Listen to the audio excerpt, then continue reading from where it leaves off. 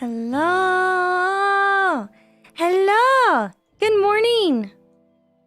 Look at all of the early birdies in here today. Hi, hello everyone. Welcome in. Welcome back to my channel. I'm Yume. Thank you so much for being patient. I was I was grabbing coffee the entire time. Yes. No, actually I wasn't. I grabbed coffee for like a few minutes, but I was I was finishing the PowerPoint for today's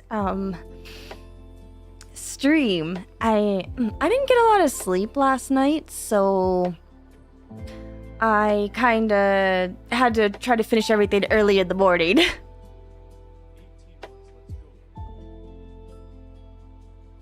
Let me see. Okay. I hope you all had a very wonderful day and or evening or afternoon. Sip on my coffee. I didn't get a lot of sleep, so I was kind of struggling to get the PowerPoint stuff done today, but I just finished it, so I am here. I'm gonna say, just keep in mind, I was working on this for like the past 2 hours? Yeah, 2 hours. So if it looks a little scuffed, well, you know. So don't get mad at me writing in the comments saying, wow, you didn't even do all your research and this is like the worst lesson ever. Anyways, welcome in everybody. If you've read the title today, we're going to be going over how to VTuber.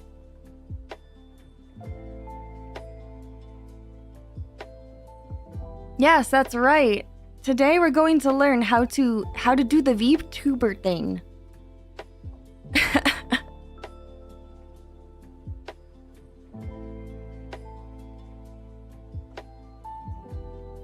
Let me this here.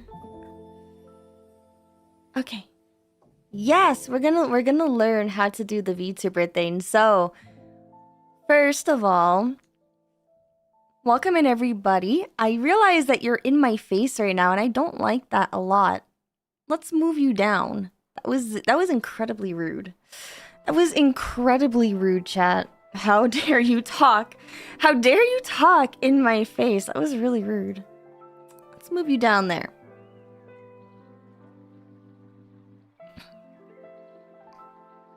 It's been a hot minute since I've streamed.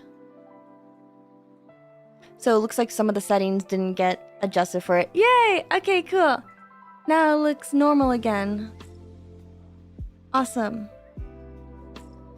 Cool. Okay. So, first things first. This is going to be kind of like a lesson plan for people who are very new to VTubing, like completely new.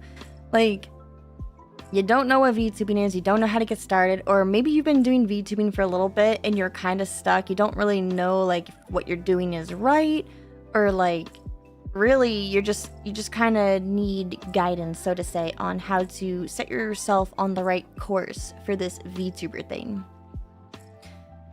You're welcome to clip, you're welcome to take notes. This isn't going to be a very long stream, maybe at most an hour and a half. I was originally going to do just an hour, but I thought I could do a little bit of a Q&A throughout the stream. So feel free to just relax. The video is not going to disappear. It'll still be here. It'll also be turned into a highlight, so if you can't stay for the entire time, that's fine. For people who are here looking for more detailed or like tailored advice for them specifically, that's not what the stream is about today. Maybe in the future that might be something we can talk about. This is kind of like the first I want to say this is like the first episode to this series on how to VTuber, because I realized that, well, a lot of people are kind of overthinking this whole VTuber thing, and so I thought maybe we should just go over the very, very basics, because, you know, maybe you've been doing this for a while and you could use a refresher. I know I certainly need a refresher from time to time. So, alright, with that being said, I'm not going to be answering questions like while I'm giving each little point. I might stop here and there to answer some questions if I see it's like important to the context of what I'm showing up on screen. So if I'm talking about like audio or something and you ask an audio question, I'm more likely to answer it during the audio segment of this compared to if we're talking about like concept art or something. Let me take a sip of my coffee before we get started.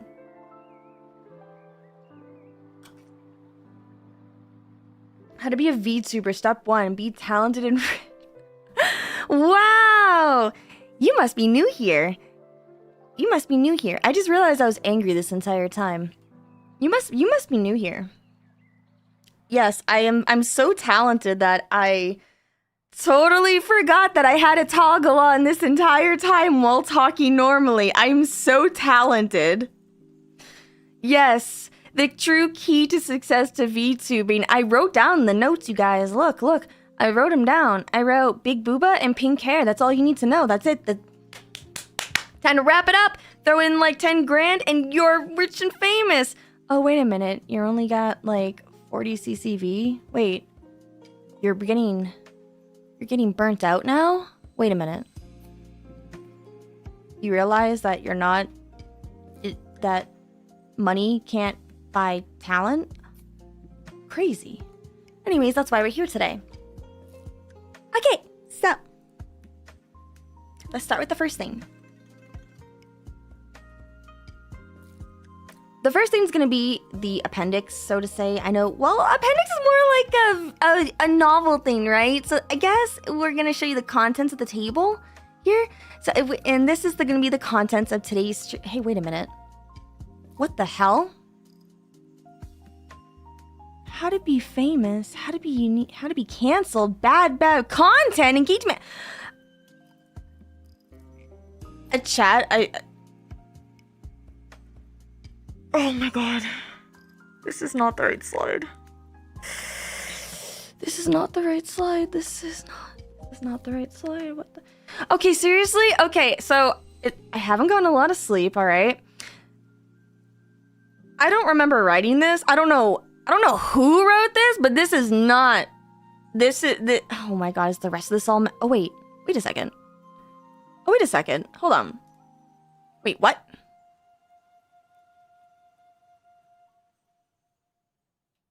Somebody's messing with my slides here.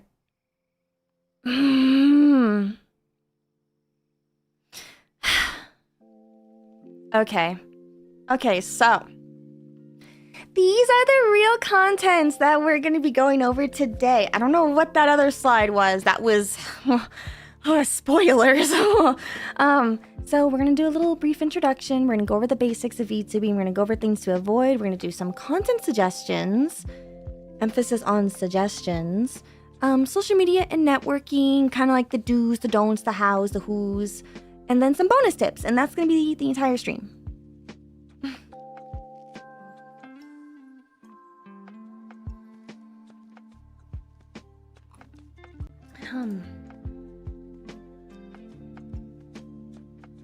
Let me put you all right here. Bear with me, I'm working with a very tiny monitor. Okay.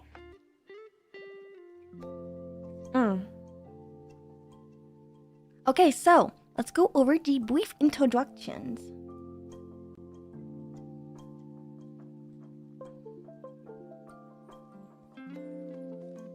Introduction! You might be wondering why I wrote this as an introduction. Most people who do introductions, they're like, hi, I'm Mari, and today I'm gonna show you how to not fucking suck at life. That's not how I do introductions. We don't do that here, okay? So I wrote a quote. This is a quote that I pretty much live and stand by now. I don't exactly remember where I might have heard this before. I think my manager Tessa and I have kind of like come up with this like affirmation, and let me give a little context to why I wrote this. So when I first started VTubing 4 years ago, I was kind of just by myself. I didn't have friends. I didn't have clout. I didn't have like money. I had nothing. I made a Vroid model in 10 minutes, went on Twitch, and just started live streaming Outlast. And I didn't even have a debut. I literally wrote VTuber debut playing Outlast for the next 8 hours. That was my beginning as a VTuber. And over the past 4 years, I have really struggled doing this whole VTuber thing. And I'm not talking about like numbers per se, although like numbers did get affected because of how I kind of went about my whole VTuber thing. In the sense of that, I gave up on myself a lot. Like, I always wanted to try different things. I had so many different content ideas, so many aspirations on what I wanted to be, but I gave up on all of them. And it was because I was afraid. I was afraid to be different. I was afraid to try to be bold, try to dream, try to do things that other VTubers weren't doing, because I got made fun of a lot the entire time I was a VTuber. People were very mean to me. People told me I'm not a real VTuber. I was told that I'm doing everything wrong. And the people that I had associated with really, really were mean to me. They were not good friends. I thought they were my friends and they weren't. I got used and manipulated a lot by a lot of people here in this industry. And because of that, I lost a lot of I had no self-respect for myself. I let people walk all over me. I let people clout chase me. I let people use my intelligence and my passion for their own benefits and their own gain. People would just straight up bully me, force me to delete my YouTube videos because they didn't like what I said in those videos. And this made me give up. So, after 4 years of doing this, I had kind of like a lot of self-reflection on what it is I want out of VTubing, who I want to be as a VTuber, and what I want to do to help others. And so here we are with this quote. This is a quote that I want to leave with all of you, for not even like just yourself, but also for me. I dare you to be bold. I dare you to dream big. And I freaking dare you to be the best version of yourself. Not because you are trying to become famous or rich and impress everyone, but because you deserve to be the best version of you. And that is how I want you all to kind of look into this whole VTubing thing and content creation moving forward. So, let's go over the basics of VTubing. Oh, maybe I'm a little big. Here. Is that a little bit better? I think that's a little bit better. I'm not too much in the way now. Yeah! Let me see. Okay. So, these are the basics of VTubing, and don't worry, I'm gonna go over each one of these. The basics are gonna be original characters versus VTubers. What kind of VTuber do you want to be? Live 2D, 3D, PNG, GIF, and Toon tubers. Lore, and more lore. Equipment, personality, and branding. And I would like to leave you with another little quote here that is going to be very, very relevant to the next couple of slides. You should learn from your competitor, but never copy. And I'll explain a little bit more of that later.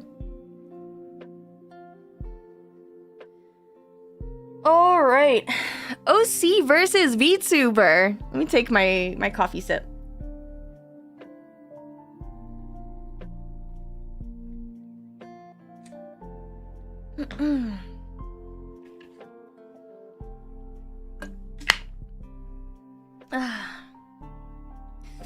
Is lore really important? We'll answer that later.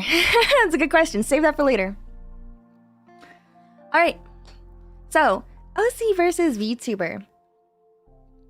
Did you know that OC, which means original character, is like an actual thing that's existed for years and years and years and years beyond VTubing. And there are many different types of OCs, including having an original character that was inspired by a TV, a movie, or a game or anime. There's also the self-insert OCs, which is, you know, it's a character that you can feel like you can insert yourself into. I do this all the time. This is what makes a lot of video games and like anime, especially like anime that has the most blandest like main character. It's meant to be a self-insert character. You're meant to imagine yourself as that character. There's also character clones. I'm not entirely familiar with character clones other than like they're not necessarily copies, but they're like clones of like other characters that exist. And then there's recolored versions of OCs, which is kind of, I don't know why, but every time when I think of like recolored stuff, I think of like the Sonic OC stuff that people made on DeviantArt back in the early 2000s. Like, I don't know why I just think of that. I don't know if that's exactly what it is. It's kind of like repainting different variations of like your OC. And so, something that I would like to just kind of add to this is that a VTuber can be kind of considered like an OC in a way. But there is like a difference. There's kind of a big nuance between this because unlike original characters, VTubers kind of have this like interesting mix between self-insert to like the literal sense of it, and then being a cartoon on screen. So you'll notice like a lot of VTubers will be like, oh, my VTuber model is just myself. It's just a representation of myself. Like, it's like an OC. It's like I'm self-inserting myself into this character. So whatever happens to this character is like actually happening to me. That is how some people view their VTuber model. Other people view VTuber models as like, this is a way for me to roleplay, be a character, be a personality that I can't be in the IRL world. It allows you, like, come on, you know, you ever just like see like a cat girl and you're like, oh, is she really like that? Or is this just like the character? That's where that whole like the whole fourth wall breaking and kayfabe and stuff like that all kind of come into play. Like there is a huge I don't want to say like it's not black and white, right? It's not like it's either yourself or a character and that's it. There's also a gray zone as well. But I'm not going to get into that because this is just a beginner's type of course. So just kind of understand that some people, when you talk to another VTuber, their VTuber model could actually be a character. So the things that they say, that's not how they really feel. That is how their character feels. Or their VTuber model could be themselves. And what they say and do is how they actually feel. How to distinguish that? Gosh, if I knew, if I knew, I would tell you. But anyway, so there is a line though. Not black and white of a line. It's a little bit of gray, but there is a difference between those two. And yes, this is my original character. I don't show this too often. I usually use my VTuber models for my main channel.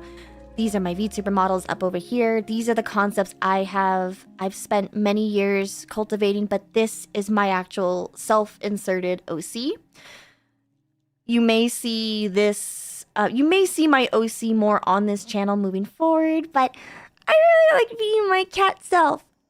I think it's a better representation of me, so yeah.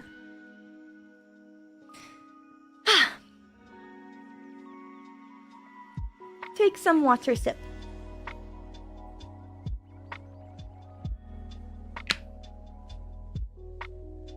You always thought that OC was part of the fan fiction community? It can be, yeah. It absolutely can be. Actually, fan fiction is a really great tangent. I don't want to go on too many tangents, but if you would like me to talk more about like OCs and like the fan fiction culture and how VTubing is tied to that in a future video, please let me know. That is something that I would love to go on a tangent on, just not for today, but that's a really good point that you bring up. Great job on mentioning that, Librid. Thank you. Okay, so what kind of VTuber? What kind of VTuber do you want to be? Now, I know some of you are probably thinking, wait a minute, this isn't about 2D or 3D? Wait until the next slide. No, this is something different. This is a concept that I have been talking about for years, but I haven't had a chance to make a video on. I plan on making a video that's a much more detailed and documented on this. For now, since this is a beginner's course, I simplified it. I have a theory about there being 4 layers of VTubing. In fact, I think there's even more than 4 layers. I'm still researching about this, but I simplify these layers into 2 categories. What kind of VTubers are there? We have what I call the classic VT, like the classic VTubers, and then the modern VT, the modern VTubers. Classic refers to the literal translation of what a VTuber was when it was coined back in the day with keys and an I, which is virtual YouTuber. That means they focus heavily on making traditional YouTube content and developing their lore. They are what you can be considering a character, a persona. They have kayfabe, they have a whole world around them. They focus on making just content. Content that is involved around their lore. That doesn't necessarily mean it might be a lore video, but it's how does this character play Dark Souls? How does this character talk to, I don't know, Wendy's if they were talking to a corporation or something? That is a classic VTuber.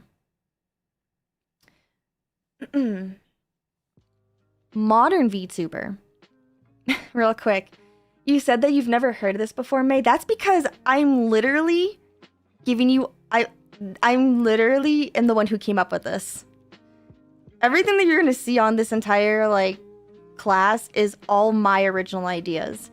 I've inspired from a couple of theories that I've seen online, like a couple of quotes and stuff, but overall imagine this being like a thesis paper, but in a PowerPoint. These are my original ideas. So, modern VTuber. Modern VTuber refers to a virtual streamer. Now, some people like to say that, oh, well, they shouldn't call themselves a VTuber, and I disagree with that. I think VTuber is an umbrella term that has many variations because it's a subcategory of faceless content creation, which we will talk more about later. But modern VTubers is what I believe to be mostly streamers, but they're virtual streamers. They focus heavily on making live stream content, and their VTuber being an extension of themselves. This is where you would see more of I use my VTuber model as an outlet to make the content I enjoy doing. I want to do more like live streaming stuff. I want to be more in the present. Whatever happens kind of happens. It can affect my lore per se. Now, this is not black and white. Like I said, I simplified my layers of VTubing theory into 2 categories. There are definitely nuances. There are definitely live stream VTubers who play a character, have lore and stuff. And yes, even the classic VTubers also live stream. But when you think of the grand scheme of just how you see VTubing now, like if you're brand new to VTubing, I'm sure you've watched some VTubers who are live streaming and they don't really talk about their lore. They're just kind of like a cute anime girl on screen and they do cute things. That's more of the modern VT. Whereas the classic VT, they are very, very in tune with their lore. Their lore almost, in a way, is the guideline to how they behave in a content creation space. But they do also live stream. A lot of them actually live stream daily as well. For the modern VTubers, this is more like a... kind of like,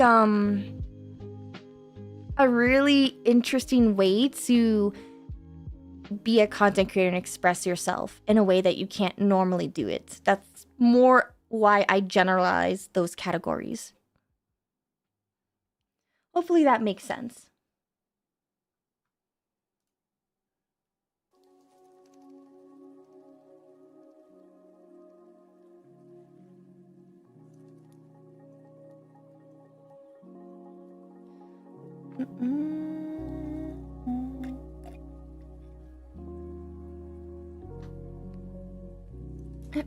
All right, so the next slide. Let me see here.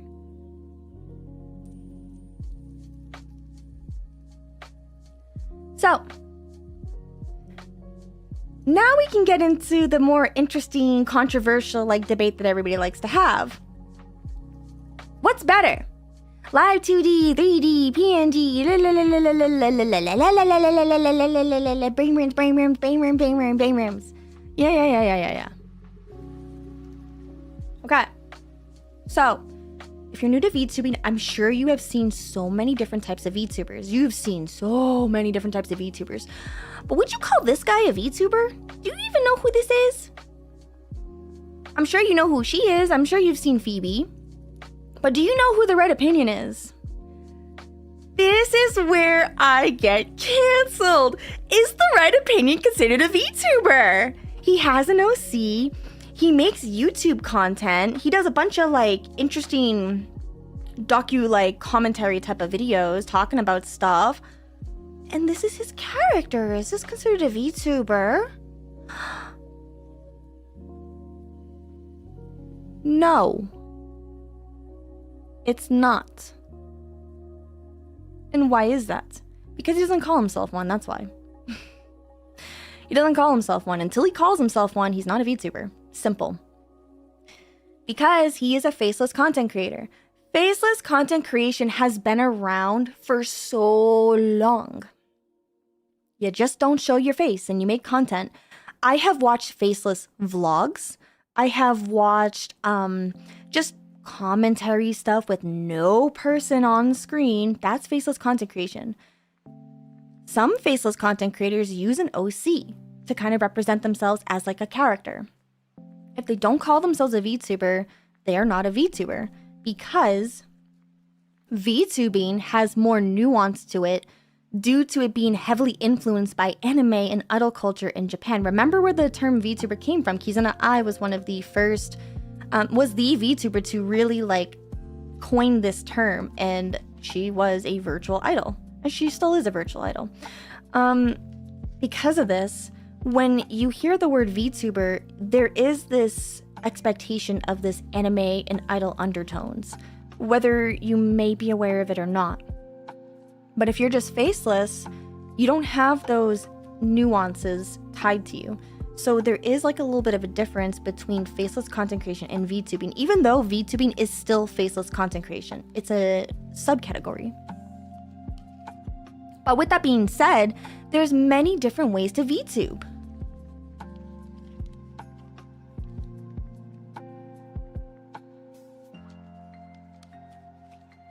There are 2D type of VTubers, which is like a static PNG or a live 2D model.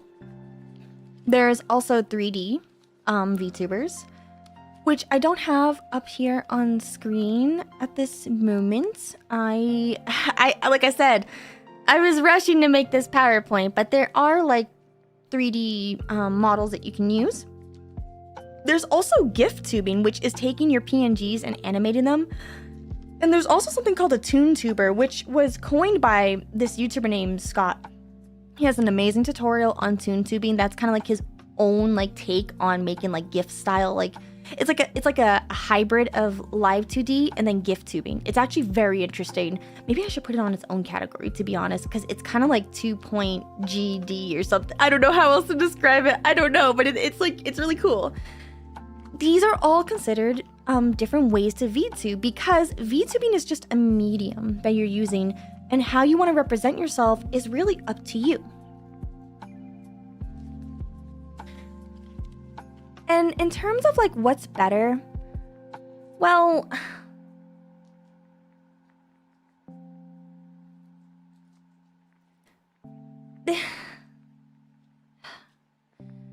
one is not better than the other.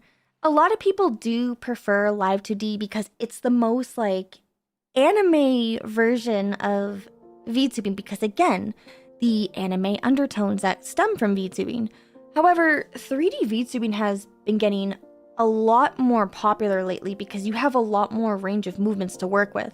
You can actually use 3D VTubing to move your entire body around, whereas you know, I'm kind of limited based off of like where my face goes, which I'll get into more of what I mean by that in a second. With 3D, you can move your whole entire body when your actual body moves. That's the power of 3D. You can also have a much easier time creating different angles that you want to be doing, whereas 2D, if I wanted to really turn my face like this, this is as far as I can go. I don't know how to turn anymore, you guys. I don't know what's behind me either. I will never know what's behind me, so I really need all of you to tell me when something's behind me because I can never see it, and I just have to take your word on it because I can't turn around to look. That's the limitations of 2D, live 2D at least.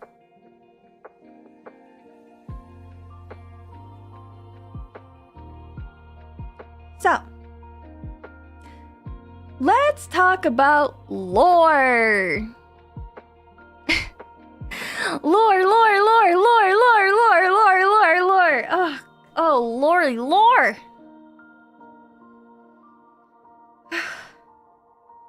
There's a ghost.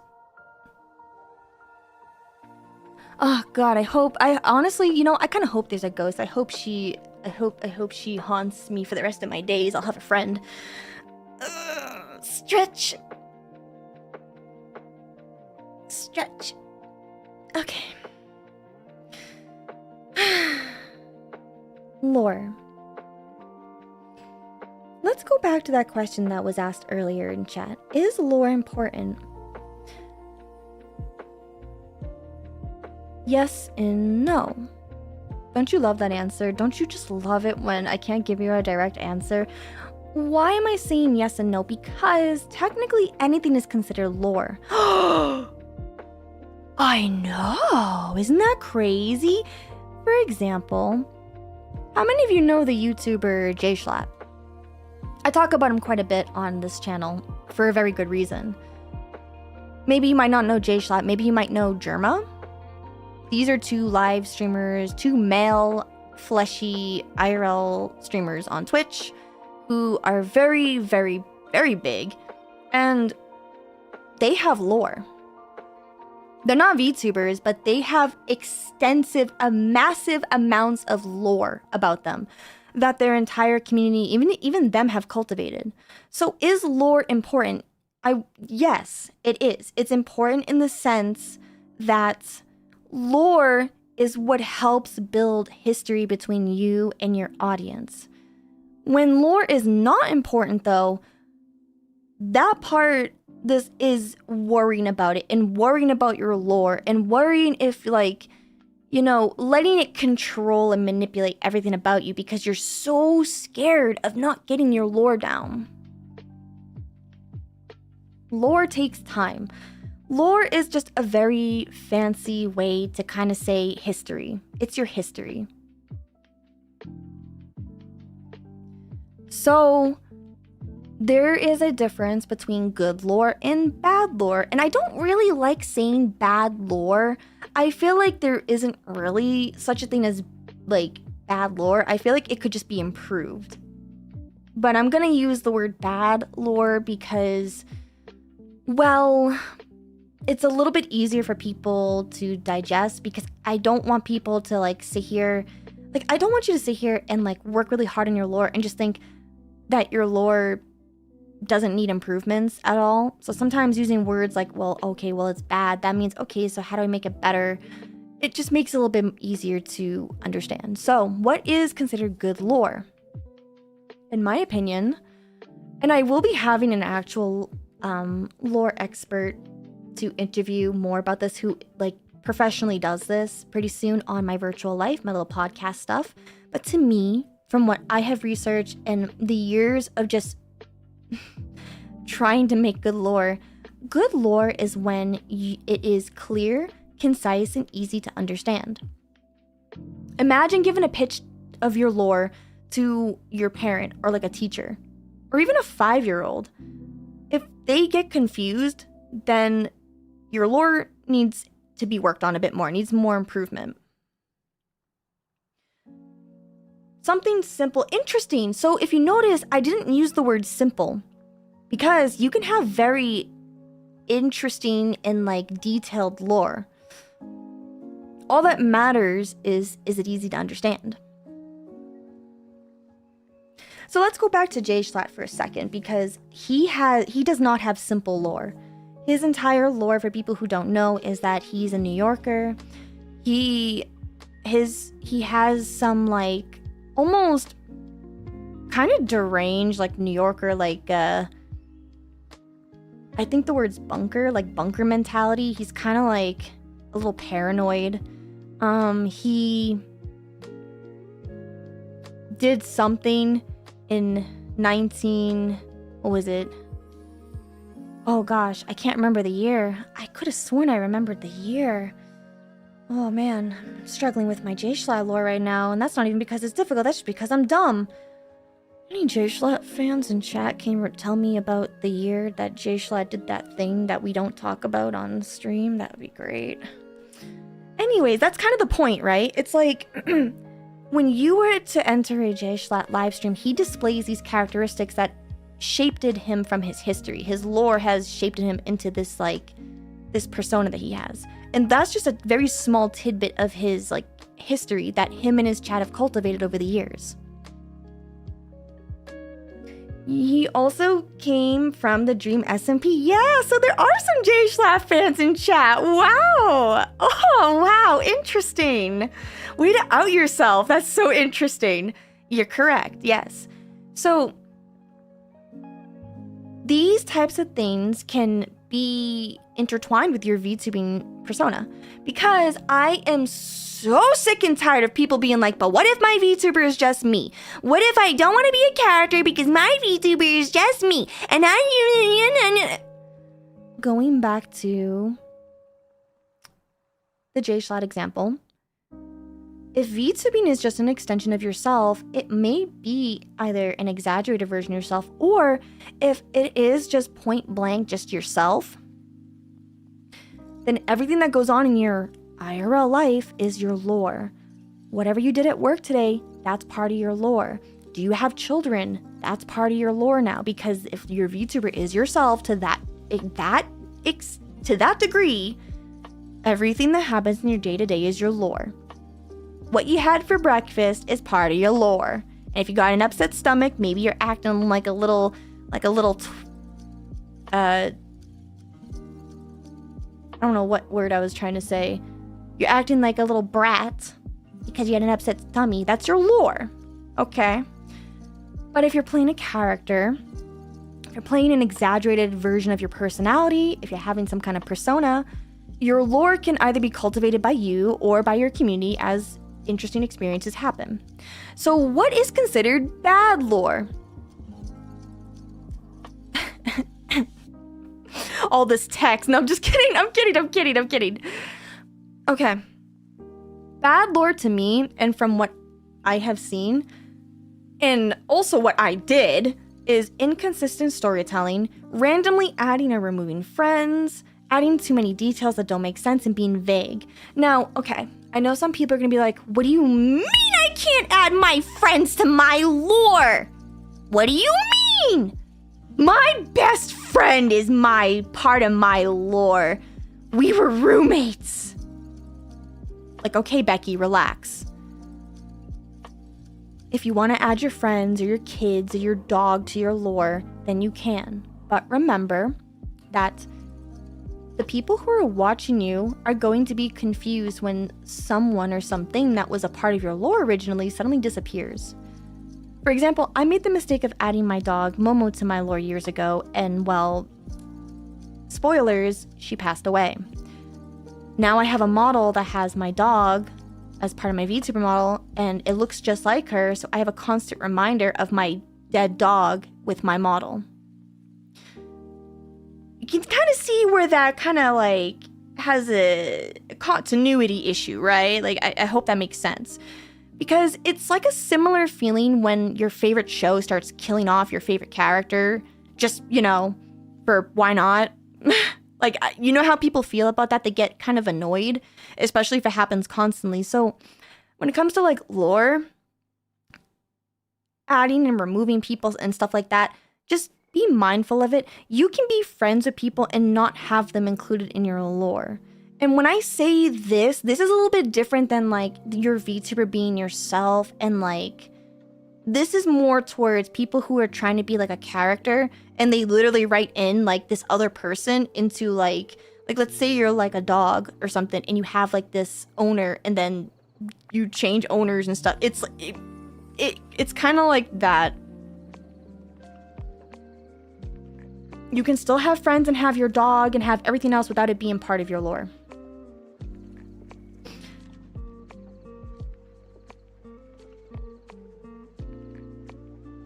And like I said, I had to learn this the hard way. I also had to learn about how inconsistent I am with my storytelling.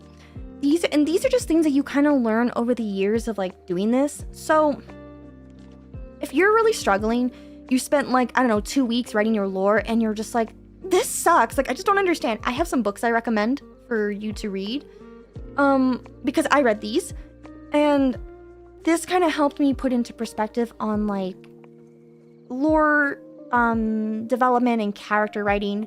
I recommend Save the Cat. Even though it's more about like playwrights, it brings up a lot of great examples on creating a pitch to explain your concept to someone. It has a lot of good fundamentals of storytelling and how to like use these storytelling elements to be an entertainer. Or just be more like, be a better conversationalist, especially if you're trying to be like, well, yeah, I guess entertaining a conversation, right? So I really recommend that book. I also recommend Build Better Characters by Eileen Cook. This is more of like the psychology and backstory of how to use it in your writing to like hook people. And even though yes, it's about writing, it still can apply to like entertainment. I also recommend watching other media that has characters and lore around it, such as watching movies, TV shows, anime, you know, something that's not just scrolling on TikTok all day long, because that's not really going to help you like understand lore and like building characters and how to be a personality. To understand the fundamental concepts, you kind of have to observe how a lot of things are done and how you can inspire from those, and consuming other types of media will help you do that. And that's my whole spiel on lore for today. Gosh, I could make so many videos about lore. We're not doing that today. I don't want to spend 3 hours on just lore.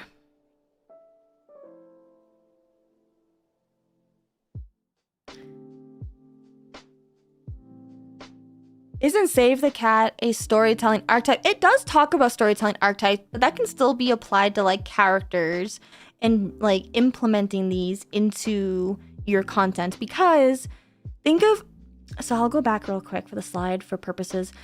Think of storytelling not in the literal sense. Think of it as more of a metaphorical sense, where if you go to live stream, even if your VTuber is just yourself, you can still tell a story without literally telling a story like, oh, hey guys, today I had breakfast. Oh wait, no, I didn't have breakfast. Oh shoot, I haven't eaten in like 4 hours.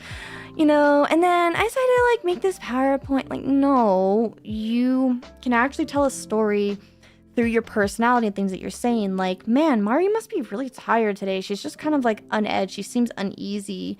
These are things that can be displayed through either acting or having the correct verbiage that you're using when you're talking to people.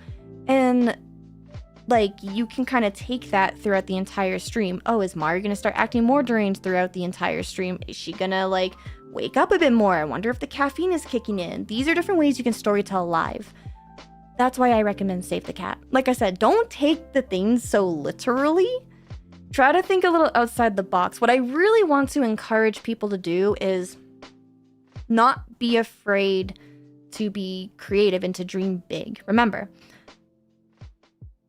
everything can be taken with a grain of salt, and you can apply it in a way where it's meaningful to you. So Save the Cat, in particular, what I took out of that was specifically how to write a pitch. And how to write a pitch about your VTuber persona and the branding, which we will talk more about branding later, and like how I used Save the Cat to write mine.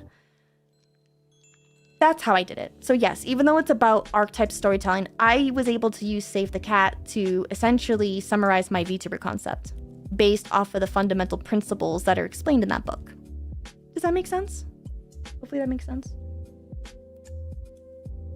Let me take some water while I wait before going on to the next slide.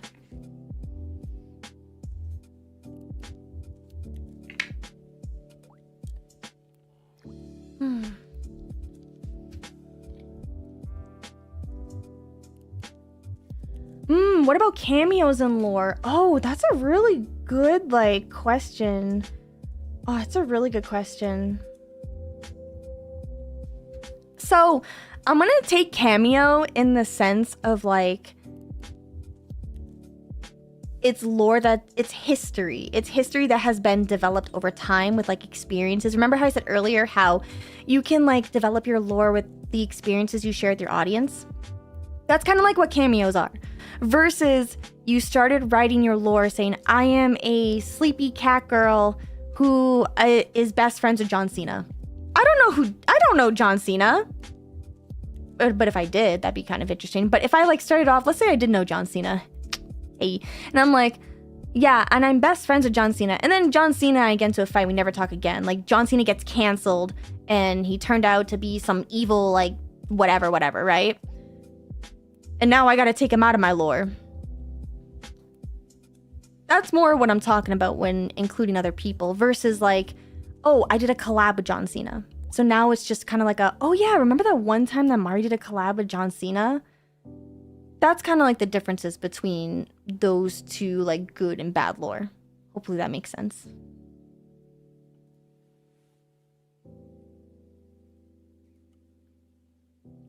All right.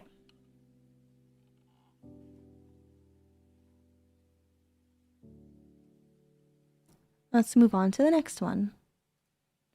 So this is more of like the technical side of VTubing for people who don't exactly know what to do, what to get, how to hoo-ha. Let me take some of my drink.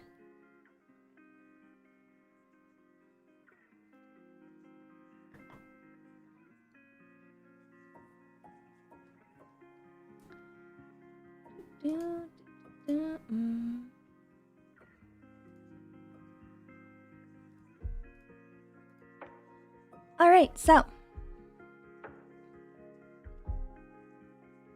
this is where some people might start feeling kind of bad about themselves, and I would like to emphasize that there are a lot of things you can do for free when it comes to VTubing. However, not everything is free. Nothing in life is truly free. Unfortunately, there are some expenses you're gonna have to do if you want to become a VTuber.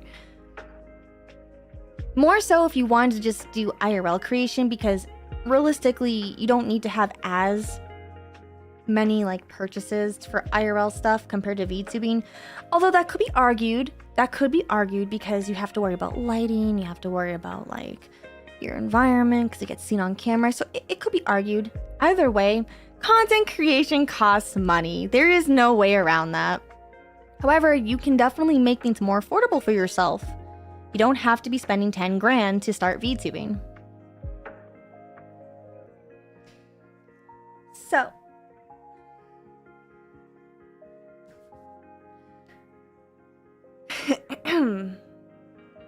let's talk a little bit about hardware. I have audio listed first because I believe audio is the most important thing that you need to spend money on. Without a doubt. Because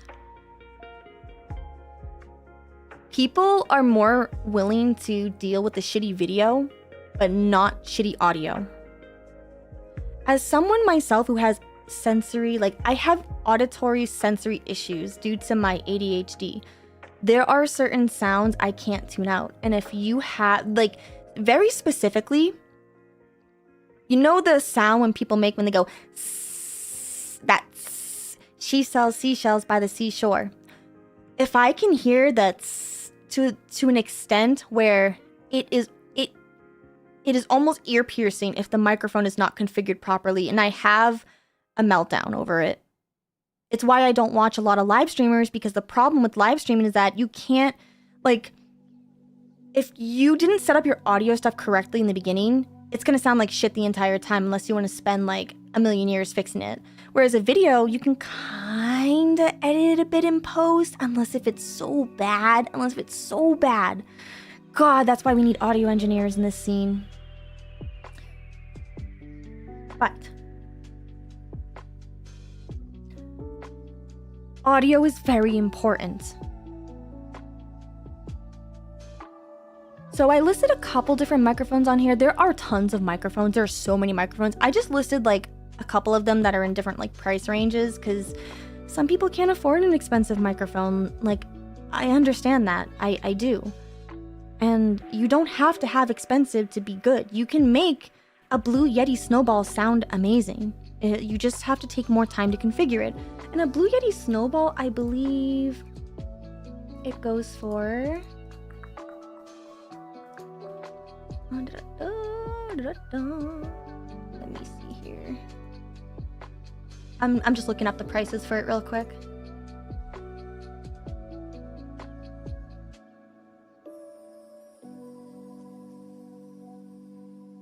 A Blue Yeti Snowball costs about $35 right now. It's on sale on Amazon. Yeah.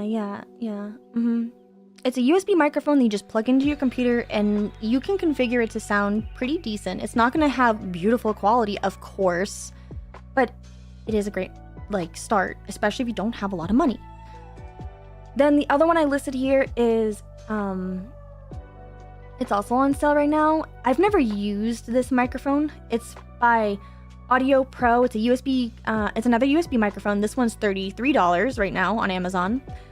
And then I have here an AverMedia Live Streamer Mic 330. This one is a little bit more expensive. It's at $60 because it's on sale right now. And this is a dynamic microphone. So this would be the one that you'd have to connect to like an audio interface and have an XLR cable, but the quality is a bit better because it's more directional. So these two microphones pick up all the sound that's in your room, and you have to kind of mess around with the settings to not get all that unwanted noise, whereas this one, it only picks up in the direction that it's in front of. So what I'm currently using right now is a Shure SM7B that was given to me by a friend, because I can't afford Shure SM7B. It's an expensive ass microphone, but it was given to me. So if I move away from my microphone, you'll kind of notice my voice kind of kicks off here a little bit, but if I get right back into the microphone, if I get really close to the microphone, this is what a directional microphone does. There are lots of great affordable microphone options out there. I only had 2 hours to make this PowerPoint, but if you go into the bio, if you're watching this on YouTube and you go into like my little like video bio, like my description, I have linked down below everything that I am talking about in today's stream.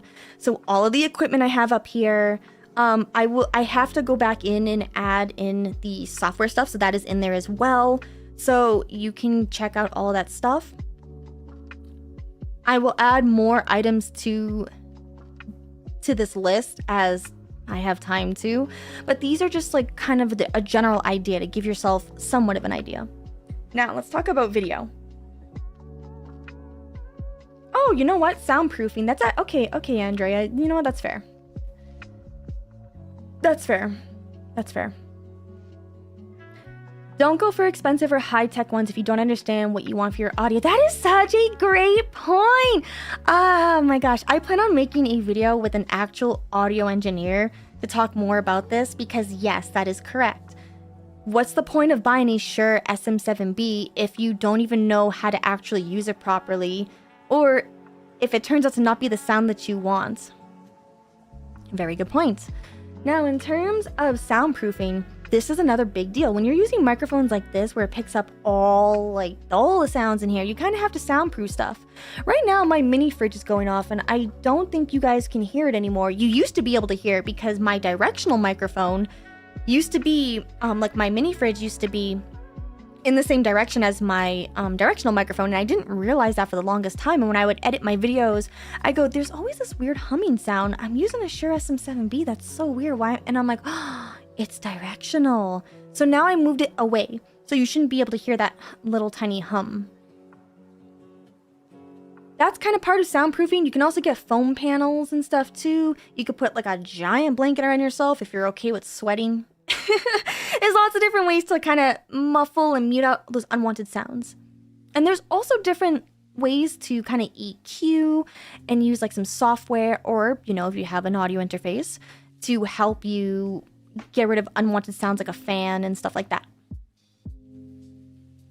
I have a mini fridge in my room because if I don't, I forget to drink water, and I keep water in there. So yes. That's why I also stream on Twitch, because Twitch chat reminds me to hydrate all the time, and I'm really grateful for it. So, going back to video now. Yes, I know some of you are in here and you're seeing Logitech and you're thinking, oh my lord, she's just showing us the expensive stuff. I put Logitech on here because it's one of the better quality webcams that you can use. But there are more affordable webcams that get the job done. Why do you kind of need the video stuff here? This is for your model tracking. So you have the audio so people can hear you. You have the video to track your model, because you're going to use the video tracking hardware to put and track your model in these software programs that we'll talk about in a second. You'll notice here, I have a webcam, I have an iPhone, and I have a mouse and keyboard. That's because there are many different ways to track your model. You can use a webcam, you can use a phone, or you can literally use a mouse and keyboard and have your model react to different inputs based off of those controls. Depending on your price range, what you can afford, and what you even want to do, these are kind of the options that you have. And I do have videos explaining how to use different versions of these to VTube if you're interested in looking at that kind of stuff.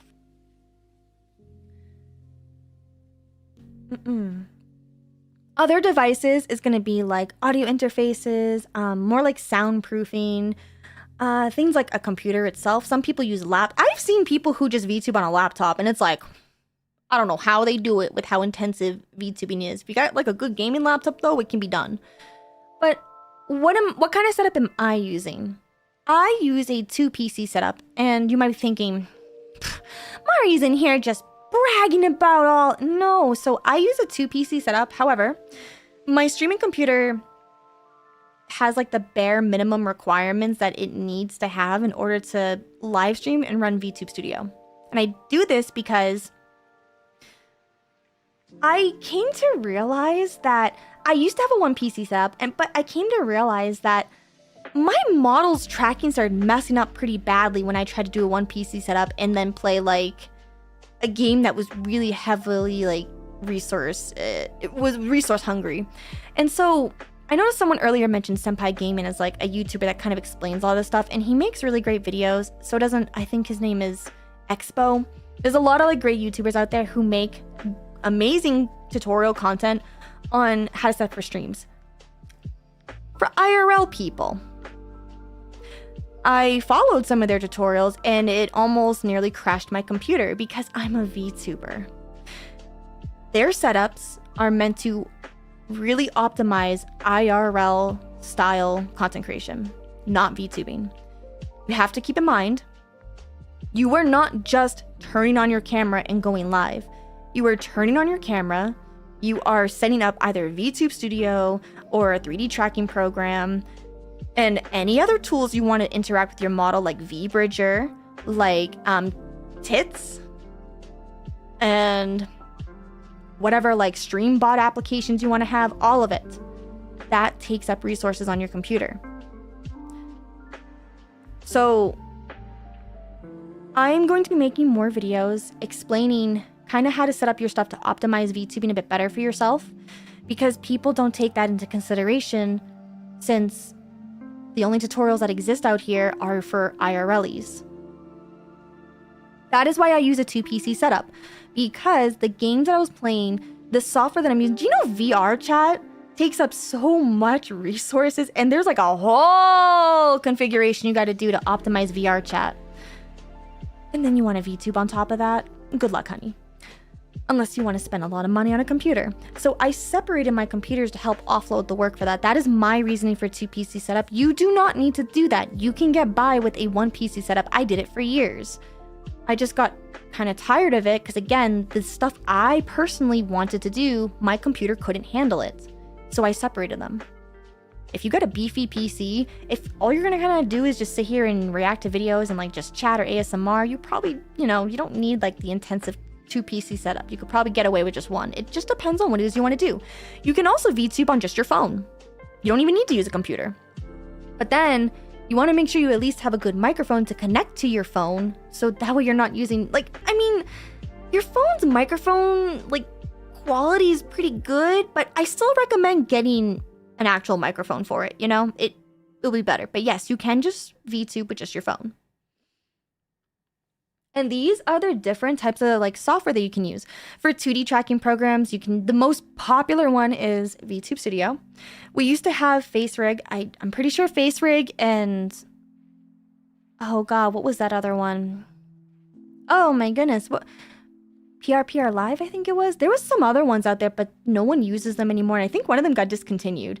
So VTube Studio is kind of like the one for live 2D at least. VTube Mini and PNG Tubi, they don't have a logo. They're really good for PNG and GIF tubing. Reactive is a really great collaborative tool for PNGs and GIFs if you're you just want to have a reactive PNG. There's some 3D tracking programs. These are all free, by the way. You can get a DLC for VTube Studio that does cost money to get into collabs and remove the watermark. But these are all free. For 3D tracking programs, we have VC Face, we have Warudo, we have VR Chat. These are free. And then we have Lupit. Lupit is not free. You have to pay for it. But this is how you would track your 3D model. Oh, was it called Animes? Was it called Animes? Gosh, there are more live 2D tracking programs. This is just the most popular choice. Like I said, there are other ones out there. You can Google and find out more. I made this PowerPoint in 2 hours, so yeah.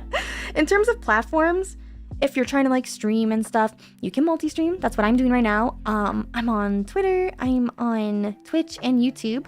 I also want to stream to TikTok and Instagram at some point. I haven't set up my vertical live streams for that just yet, because vertical and horizontal have different setups, and you kind of have to take that into consideration when doing that. All right.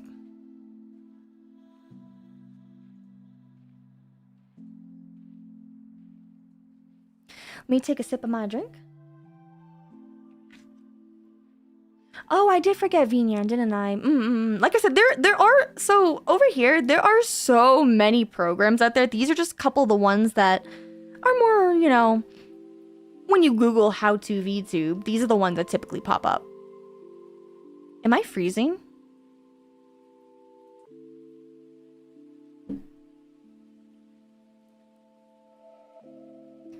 Oh, that was really weird. Oh god, what happened to my voice? Oh god. Wow, that was weird. Wow, even with the 2 PC setup, I still have glitches. That's crazy. Then again, I haven't streamed in a long time, so I probably broke something.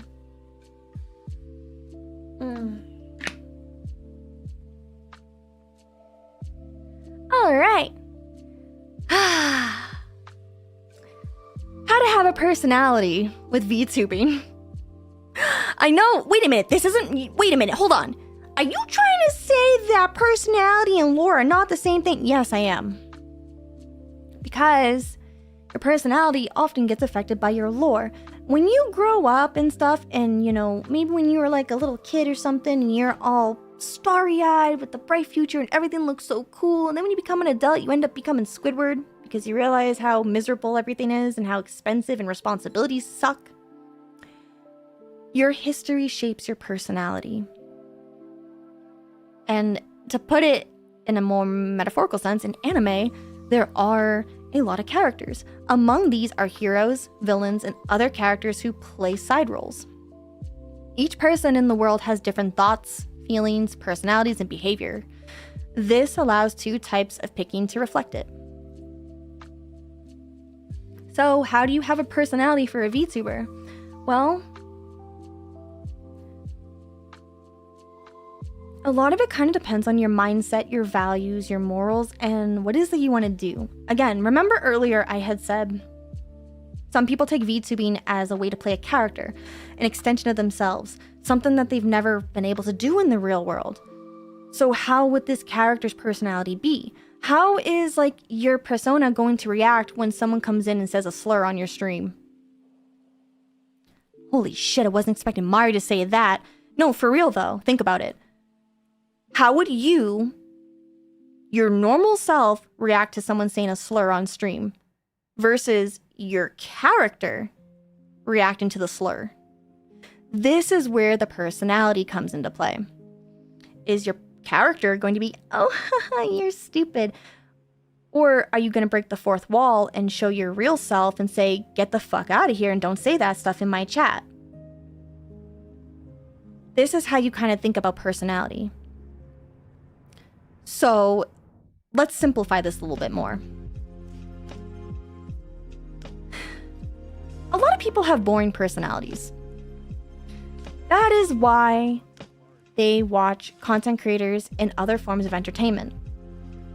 Nobody wants to listen to what you had for breakfast. That doesn't tell me about your personality.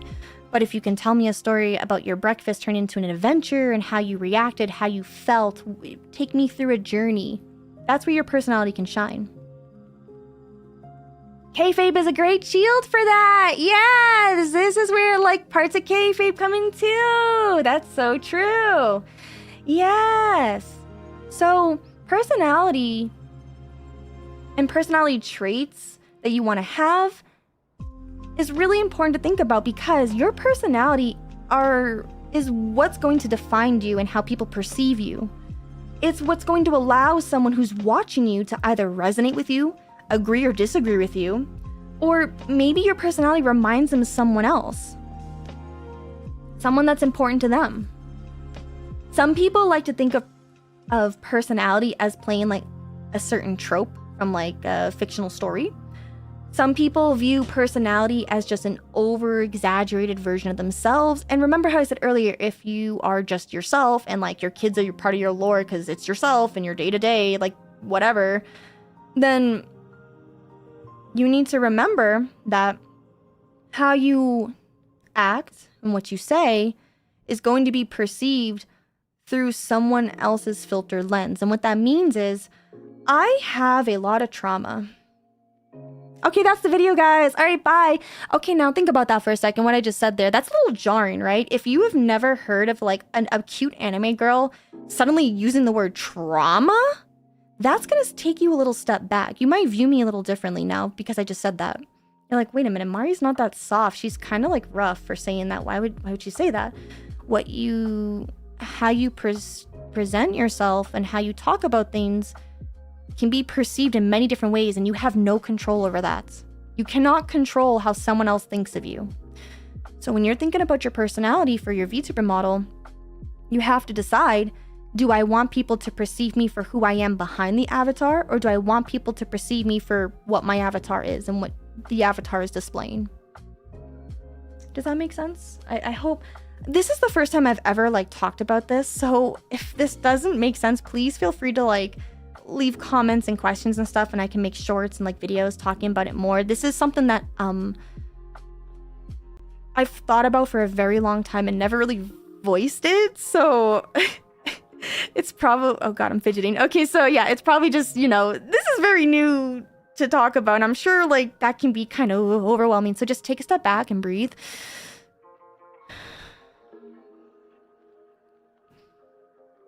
Don't stress about your personality.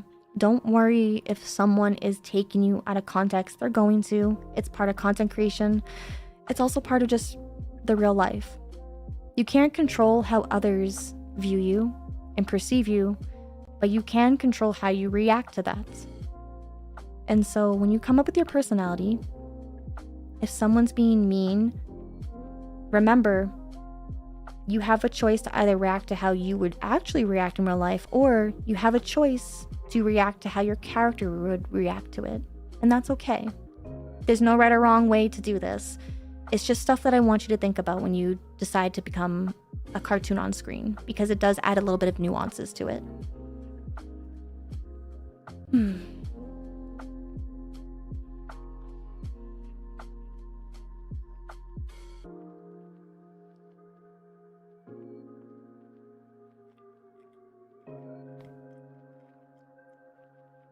Like, some people are using VTubing as a new form of being social and getting to play games together, make friends with other VTubers or collabs.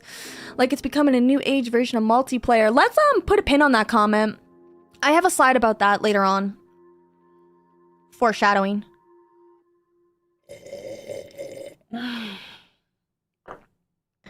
God, I love it when my coffee starts to get cold. Okay. Let's talk about branding. But Mari, I'm here to socialize and make friends. Why do I care about my branding? I mean, okay, bitch. Can you wait like 10 minutes till I get to the slide then? Jesus Christ. This is for people who want to take VTubing a bit more like a business. I got slides for everybody. Relax, Becky. So, branding. This is personality for professionals. So this is what branding looks like. You have your logos, you have what kind of fonts you use for your thumbnails, and your tweets and how you write, your language, the language you're using. Are you using really big, complicated, scary words that I can't understand? Or are you talking with an 8th grader reading comprehension? Color palettes. What do people feel when they see your colors? Like, do they feel comfy? Do they feel uneasy? Do they feel energetic? Personality. Cat. Cat. Cat. And then your content. Your content. And then your model, which is... So model and logo can kind of be the same thing if you're faceless or like a company, but with VTubing, you can separate these. Your model is the visual that they're going to see on screen. A logo can, honestly, you can take or leave this. You don't need to have a logo to be a VTuber. A lot of people just like having logos. It makes them feel good. It makes them feel more professional. That's fine. That is totally fine. Logos are really good for like branding and merchandise. So again, this is not necessary. But what is necessary is more of your color palette, your personality, the actual model itself, and then the content. In terms of like fonts and stuff and like logos, these are just things, again, branding is just personality for professionals. This is the kind of stuff that kind of helps people understand what you're about. And for me personally, I use myself an example. I like to use Rific Free Bold because it's a bit more fun. It has the ability to do caps or no caps, and I like that. So if I want to yell, I can really make it look like I'm emphasizing that. But it has this little bit of a soft curve to it, and it feels more fun, and that's what I wanted. I wanted a fun but still professional and clean font, and that's why I chose Rific Free Bold. Color palettes, I was going for more soft, cozy kind of pastel vibes. Personality, cat. And then the content, dog. And yeah, balls. So yeah. Now. Oh, yeah. Oh, yeah. We're finally on the slide that's gonna make people talk shit about me on Twitter. Okay. Things to avoid. Me. You should avoid me. Anyways, so things to avoid.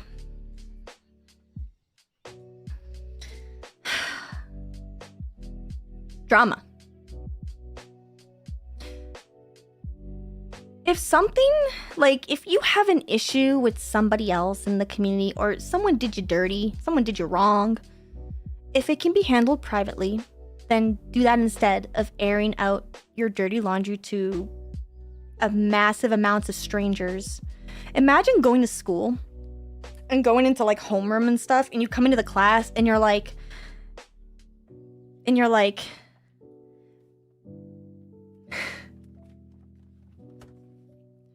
Becky's a slut, and she cheated on me with Harold or something, and like, she also said he had a small peepee, and like, you know, also, I just hate her. Okay. Did you really have to say that in homeroom? We got math in like the next hour, dude. Like, relax. Okay. That's kind of what you're doing. When you do call-out posts, when you try to witch hunt,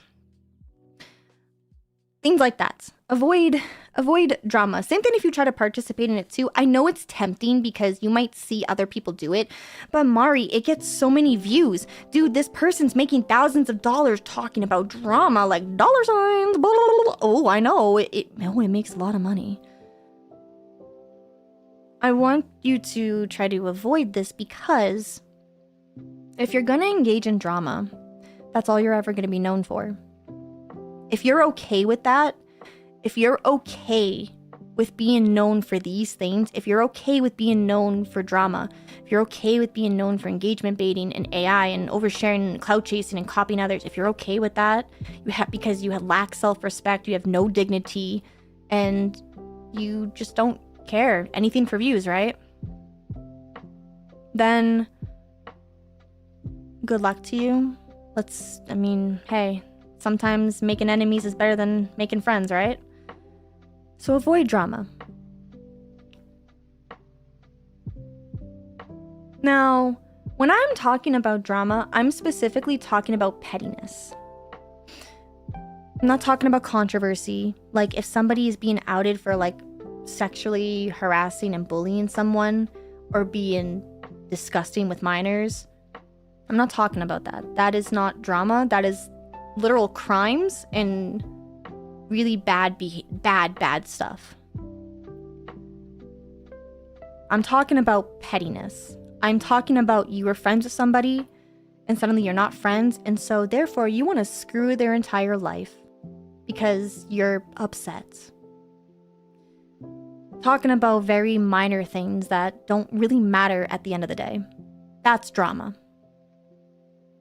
Things like starting shit just to start shit. So if it can be handled privately, then do that instead of airing out dirty laundry. Now let's talk about AI art. AI art is viewed very negatively in the VTuber economy, and it makes sense why. Since a lot of VTubers were literally made by artists. So if you post AI art, of course people are going to cancel you and like attack you. It's kind of obvious. It's very obvious, and as you'll see, a lot of this all kind of stems into engagement baiting, which I'll talk about in a second. You might be thinking, okay, but why would people post AI art? It's mostly to engagement bait because they know people will interact with it. It's a very like petty way to get likes. Because they can't come up with any actual original content, so they have to make people mad instead. If you don't care about your reputation, then go use AI art. If you're okay with knowing nobody likes you, don't use AI art. And pay your artists. Let's talk about oversharing. This is something that I see even like, I even see like people from Hololive and like Ninja Sanji fuck this one up. Oversharing. There are things that don't need to be talked about.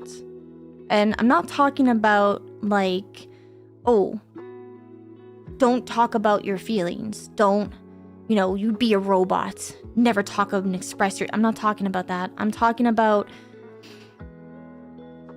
things that can potentially put your life in danger. Such as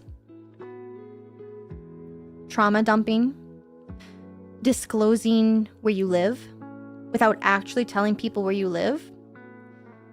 I'm talking about your job, talking about your relationships, things that can put your life in danger.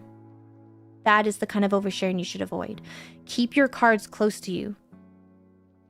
And learn the difference between venting to a friend and trauma dumping. Because some people, I've like talked to some VTubers who straight up told me, they're like, I just don't want to make friends because like if I like tell them I had a bad day, they're like, stop trauma dumping. Oh my god, stop. I don't want to hear about the fact that like you had a bad day at work. Oh my god, be anime girl and jiggle your boobs. Like, that's not trauma dumping. trauma dumping is a lot more serious. It negatively affects other people, and people trauma dump to make themselves feel better because they have these emotions and feelings that they don't know how to use productively and like in a more positive way. That's where therapists come into play.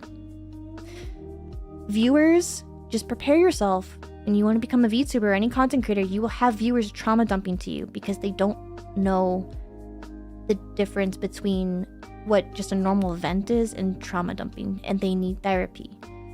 You are not a therapist. I am not a therapist. And if someone is struggling mentally, there are resources and tools you can recommend them to. But it's not your job to take all the burden of this yourself. So make sure you as the streamer are not doing this to your audience. It's not your audience's job to pay your like entire emotional baggage.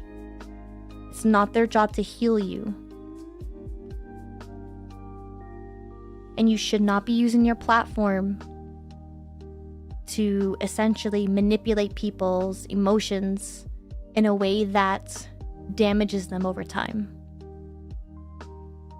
This is stuff that not even just content creators struggle with, but just people in general when you talk to them.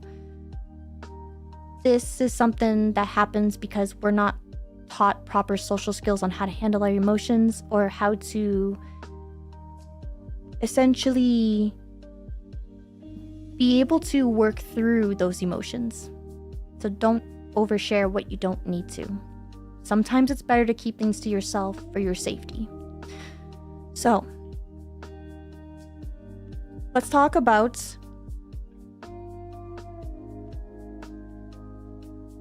engagement baiting.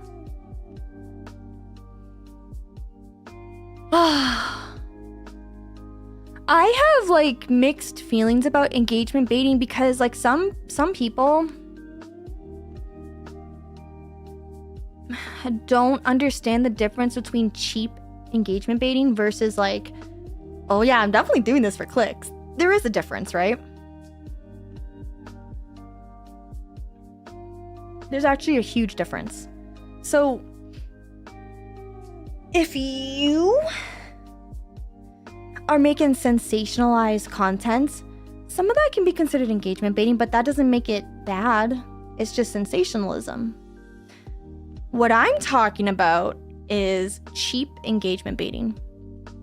This includes victimizing yourself, bullying straight up on social media because apparently that's okay now, begging for money due to poor financial decisions that you made, and then making it other people's problems, making posts pretending you want to make friends, but you really don't, you just want likes. That one's kind of, it's cheap. It's cheap. Is it wrong? I don't know. It's up to you to decide that, but it's cheap. Or just straight up rage baiting. Like, oh, no one wants to play with me. No one wants to be my friend. I just don't understand why I'm not growing. These are considered cheap engagement baitings because you know posting that is going to make people feel sorry for you. It's part of the victimizing persona. It's a real persona. People make a lot of money being a victim. And I'm not going to pretend like that's not a problem in the VTubing scene. It is. Remember what I said earlier. If you don't have any self-respect for yourself, if you don't care about your reputation, if you don't mind people viewing you in a very negative light, then the victim persona could work really well for you and you'll make a shit ton of money. But is it worth it at the end? I don't know. From what I've seen, most people burn out and leave the scene entirely together and then do other really bad stuff and, get called out, and it's pretty bad. So that's up to you to decide. I say avoid it because at the end of the day, cheap engagement baiting, people remember that. You might think people forget. Like, this is kind of the problem that a lot of creators have starting out, is that they think people will forget all the bad stuff that they did, all the cheap, weird things that they did. They don't. The internet does not forget. Even to this day, I have made posts that I thought were actually helpful, and people use those against me now. Even to this day. I've said some dumb stuff in the heat of the moment. People use that against me to this day. There is like a VTuber in this scene who literally goes around and just makes a bunch of rumors about me because she didn't like the video I made about her. And forced it, like straight up bullied me to delete it. Like literally told me if I don't, then all of the relationships that I have are gonna be burned. What you end up doing kind of matters. So try to avoid like this engagement baiting stuff. It will affect you in the long run. So, part of like a stem of engagement baiting would be copying others. Because here's the thing. People always say to inspire, but don't copy. But there's nuances to this. That's why I put them on 2 separate tabs rather than like, you know, including it in here. There's a weird thing that you're going to notice in the VTubing scene is that a lot of VTubers kind of look the same. And it's like, what's up with that? Why does everyone look kind of the same? What the heck? And it's because you can't copy something that's generic. For example, I have Z pins on my hair. I noticed that once I started using Z pins, I started seeing other VTubers do it. I'm not the first one to use Z pins, but it's a generic like attribute to my model. I don't own Z hairpins, so you'll see a lot of VTubers with Z hairpins because it's a generic attribute. You can't like get mad at somebody for copying something that's generic. But you can get mad if they're copying all of your elements and then also trying to just act like you. There's a big difference between that. So if you're gonna join and become a VTuber, if you want to be a pink-haired cat girl, go ahead. That's a generic attribute. But if you start talking like very low and kind of slow voice, and you specifically copy mannerisms from other VTubers, especially their speech pattern, or you start changing your accent just to match someone, you're kind of towing the line to get slapped across the face. And you look like a jerk. So, inspire but don't copy. You'll burn a lot less bridges and you won't be damaging your reputation as much. Last but not least, cloud chasing. This one, you know, I thought this one was gonna be kind of obvious, but then I started noticing on like social media that everyone is afraid of being called a cloud chaser because they don't understand what cloud chasing actually is. And like, here's the thing with cloud chasing. To me, cloud chasing is when you make every interaction transactional while disguising it as friendship. I can't tell you the amount of times I've had VTubers who say they want to be my friend, how they admire me, how I'm the reason why they became a VTuber, and how they look up to me. And when I finally reach out and like want to talk to them about stuff, I'm like, sure, it's always very transactional. It's the only time I want to talk to you, Mari, is getting advice from you or collabs. That's okay. If you want to be like transactional with the relationship, okay. But don't sit there and tell me you want to be my friend when we don't talk about what friends talk about. We talk about business. That's not friendship at all. In fact, I recently read a book from How to ADHD that talks a bit more about the different layers of friendship. And a lot of VTubers and a lot of content creators kind of get stuck on the transactional stage of friendships because they think that friendship comes first, and it doesn't. Your actions, the experiences you share together with people, the things that you talk about, that comes first. And then if a friendship develops, then the friendship develops. So you will be considered a cloud chaser if you try to pretend like you want to be people's friends, but that's not why you're really here. Because you're afraid of being honest with people and say, hey, I'm here to do business. It's okay to be here to do business. Just admit that. Don't pretend like it's something else when it's not, because then that's manipulation and lying and cloud chasing. That's going to hurt your reputation. So these are things that you should avoid if you don't want to be viewed negatively in this space. Because let's call it like it is. These are shitty things to do to people. I'm not perfect. Like, I definitely have done similar things to this, which is why I put it on this PowerPoint.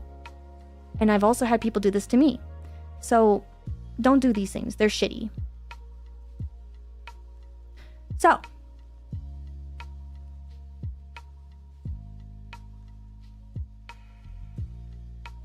let me go back a second. Is a transactional point in friendship just safer? Not necessarily.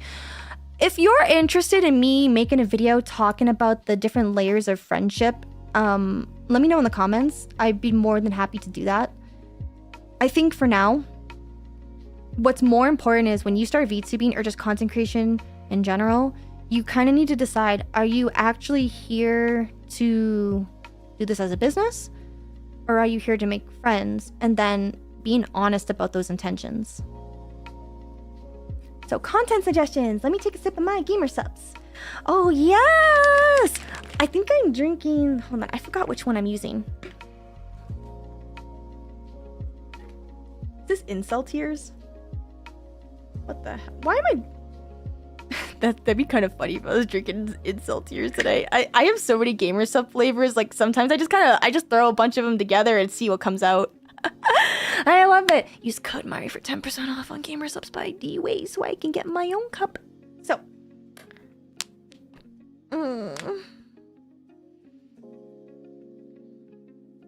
let me stretch.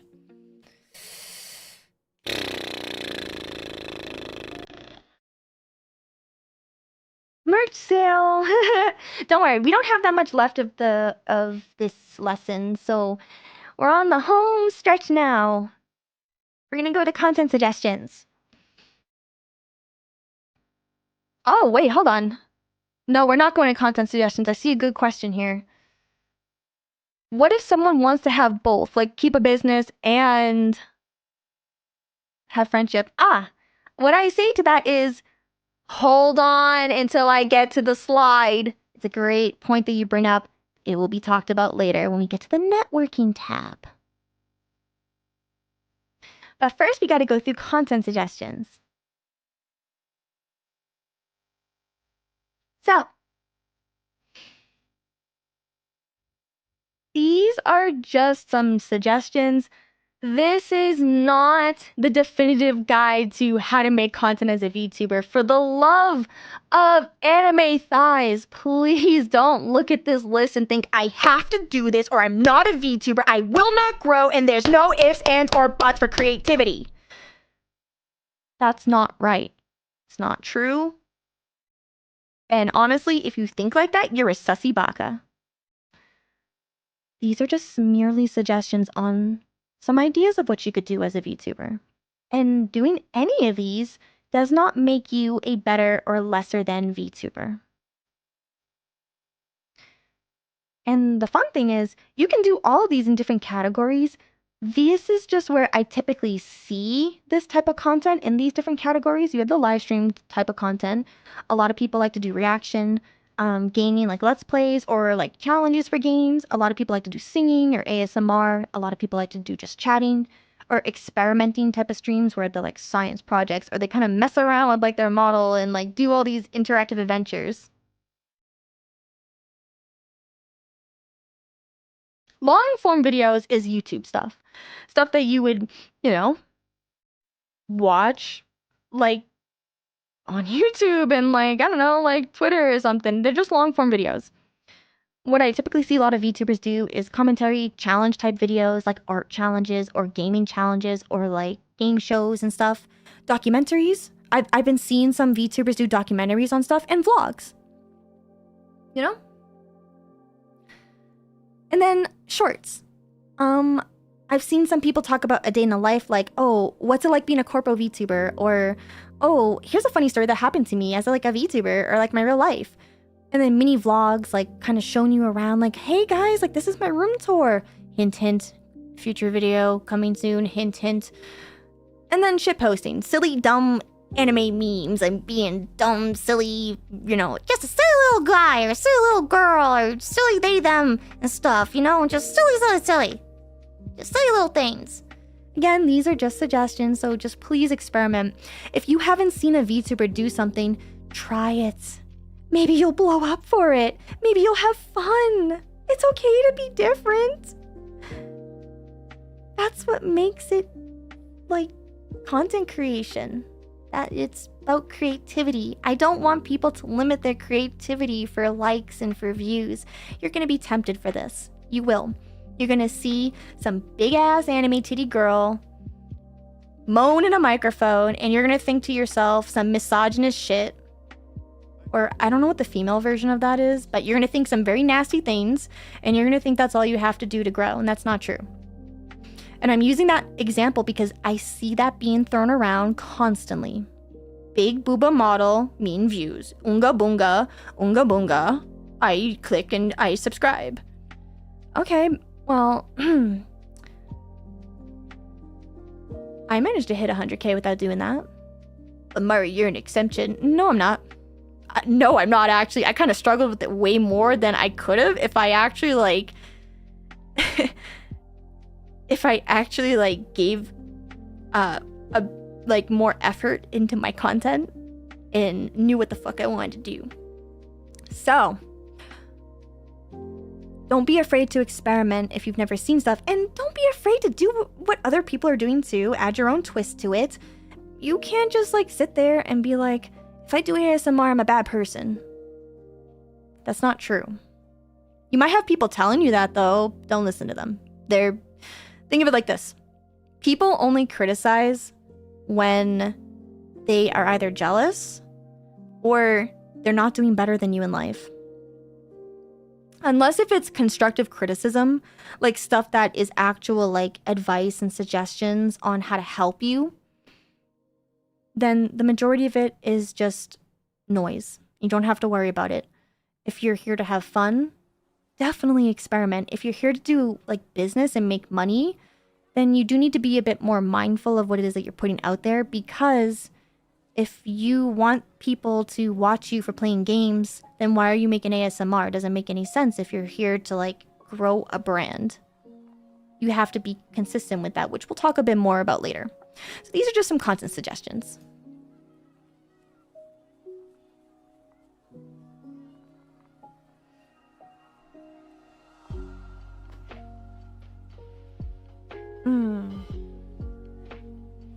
I'm stretching. Can I see the YouTube chat? Nope. Nope. I can't read. I don't read. All right, so social media tips. Whoa! Actually, though, before we continue, we are hitting the hour and 30-minute mark. Darn, I thought I would get this done a little bit faster. It's okay. I only got two more slides after this. Real quick, I have to go use the litter box. I drank all that coffee and some of this gamer subs, and I'm about to explode. So please take the time to hydrate, get up and stretch, and get yourself a drink. When we come back from this very, very short break, I won't even wash my hands, you guys. And I'm just kidding. I'm kidding. I will wash my hands. We will talk about social media tips because there's a lot of like misconceptions about social media when I talk to VTubers about this, and social media is very scary. And don't worry, breathe. I will walk you through this right when we get back from this short break. Are you tired of constantly crashing from sugar rushes that you get from energy drinks? Or that disgusting, chalky aftertaste from different energy supplements? Like seriously, why does it taste like I just put an entire chalk in my mouth? Mari. Hi, I'm Mari Yume, and I just tried Gamer Subs for the first time, and you wanna know what Gamer Subs taste like? Blue. 0 calories, 0 sugar, no headaches, no blood sugar spikes, no chalky aftertaste, and no crash. And the reason why I'm partnering with Gamer Subs is because they have a bunch of creator cups where you can support your favorite VTuber like me. Well, I don't have a cup or a tub just yet, but imagine if I did. You could be drinking a cup with my face on it at home, or in your car, or at your court hearing where you wait for your sentence for all the war crimes you committed, you degenerate bot. Mari. Gamer Subs is full of organic caffeine, vitamins, minerals, electrolytes. It's a fraction of the cost of other energy drinks, and as someone who has ADHD, this actually helps me stay awake and keep me focused, which is why the police haven't found my location yet. And even if they did, they couldn't prove where I was on that night. Mari! Gamer Subs has a variety of flavors like strawberry daiquiri, anime girl thighs. Wait, they have what? Oh yeah, and they also have blowhole blasters with Shy Lily's. What the fuck does Shy Lily's blowhole taste like?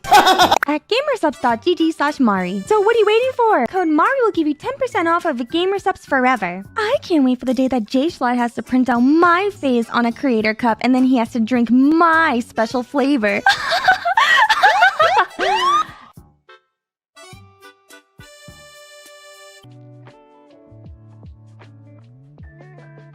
By the way, there are no samples. That is a very old video.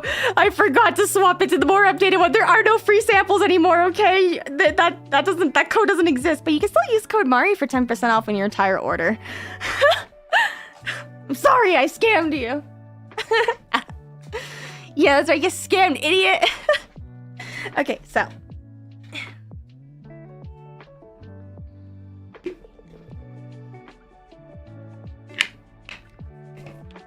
What do you mean there's no free samples? Maybe when I announce the second channel, I can get some free samples for you guys. Just wait for that.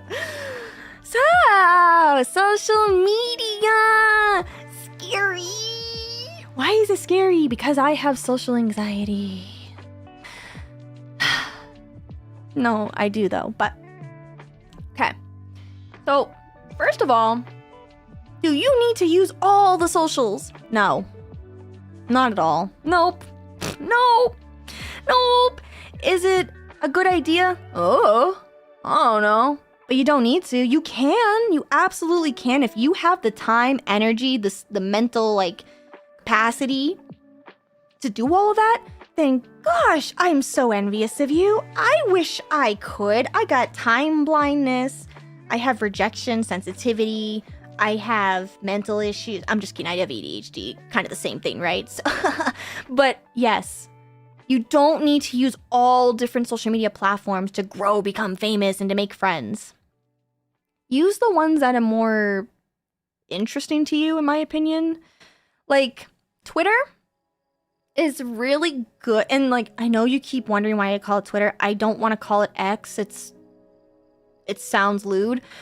It's Twitter. Twitter/X/ I don't know, whatever Elon's gonna put on, whatever it is, I don't even know anymore. The bird app. No, God, it is an X, isn't it now? Don't look up X, okay? Just don't do it. That social media platform is really good to essentially let people be able to reach out to you. Because Discord is a very intimate way to socialize. You add each other's friends, like you friend people. You talk privately like that. You can also live stream to people like that, and you can have like a little your own curated community. But Twitter is really good for other people to reach out to you, like cold DMing style.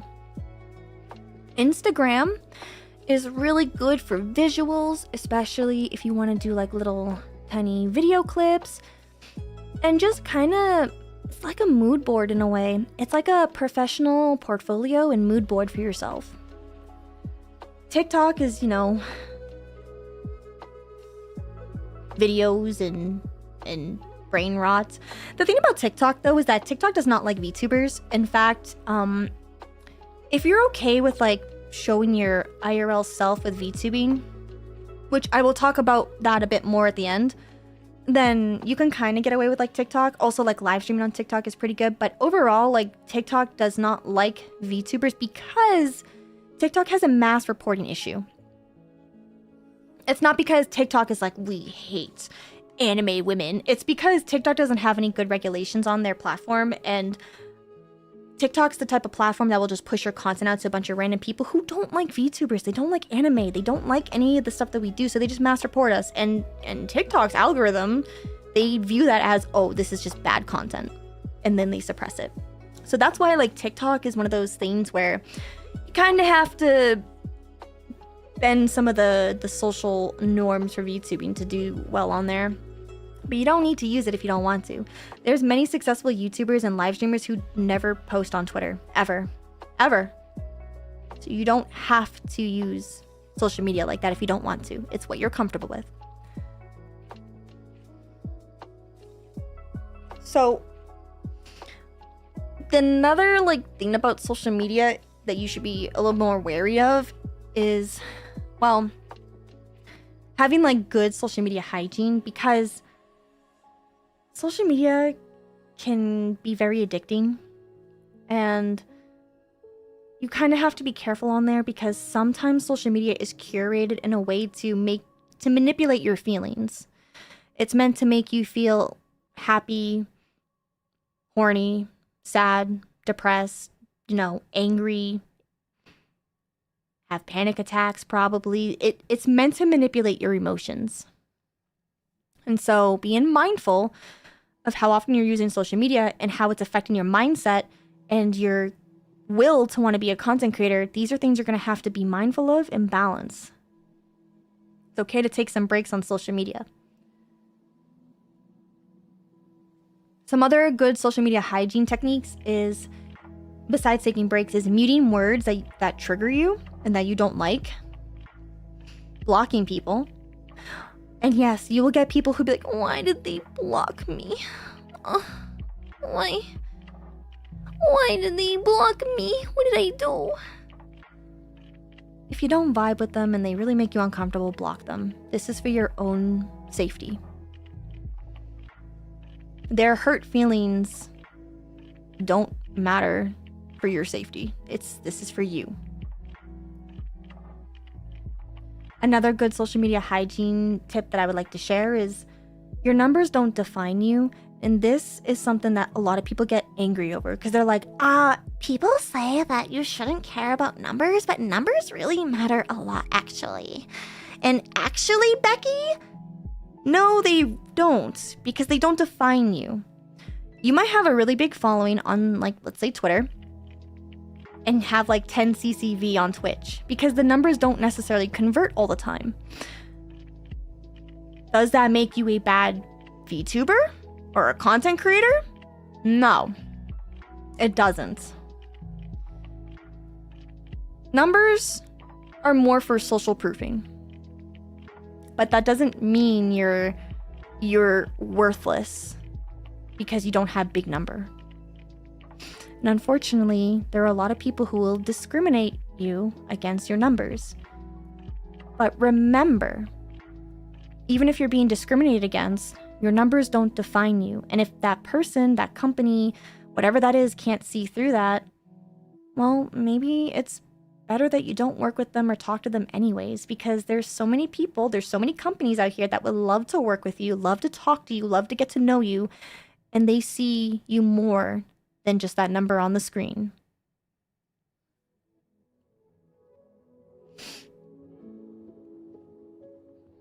So like I said, numbers matter for social proofing to say, oh, okay, have they reached this milestone for affiliates? Are they making money? Because on YouTube, you have to reach a certain subscriber milestone to start making money.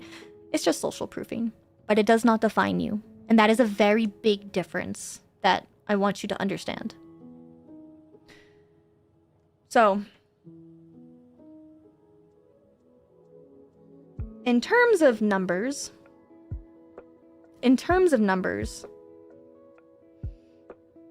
do numbers reflect on how much money you're making? Sometimes. It depends. Because some people, so let me give you a little story. I had a video editor one time who wanted to charge me $300 because I had 50,000 subscribers on YouTube, and therefore I'm making thousands of dollars a month and I can afford it. That's not how numbers work.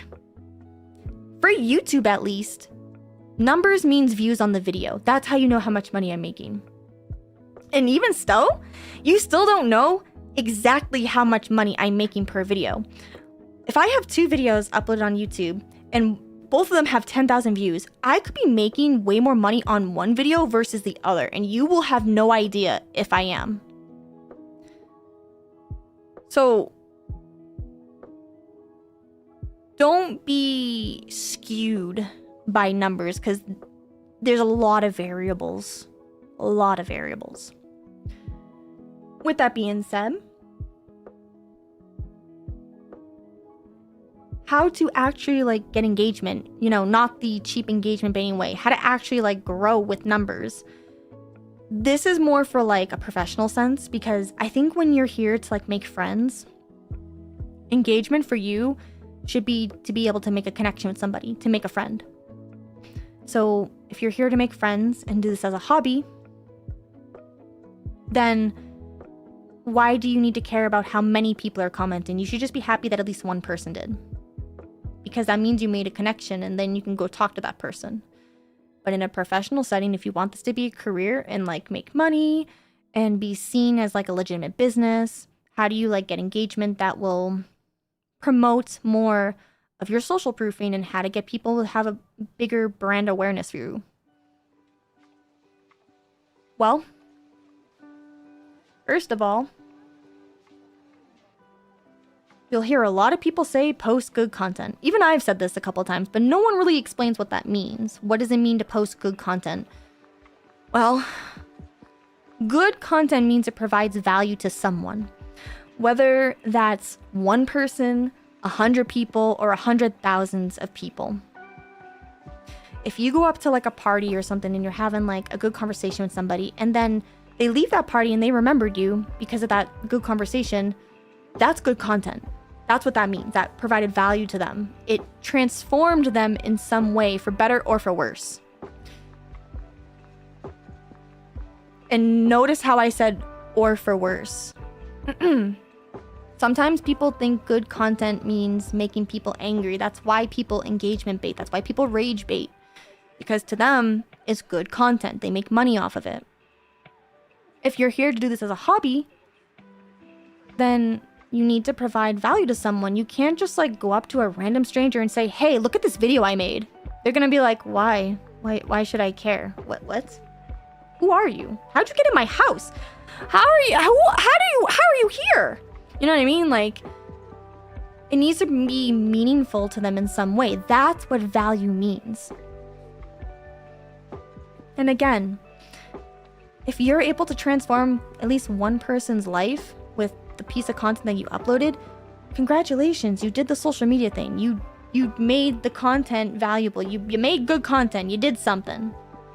A lot of people focus a little too much on the numbers aspect of it, not realizing how much influence that they have. So I leave you here with this. What you post on social media matters a lot more than you think. This is something that not just VTubers, I've seen XQC himself fuck this up so many times. And he's huge. He's a huge IRL who makes this mistake all the time. And so doesn't Pokimane. No shade to them. This is just a typical issue that a lot of creators run into because they don't realize what you post on social media matters a lot more than you think. But Mari, I have 10 followers. Nobody gives a shit about what I post. Like, who cares if I tweet into the void? Who cares if I make self-pity tweets and if I make a video just talking about how sad I am? No one actually watches it, right?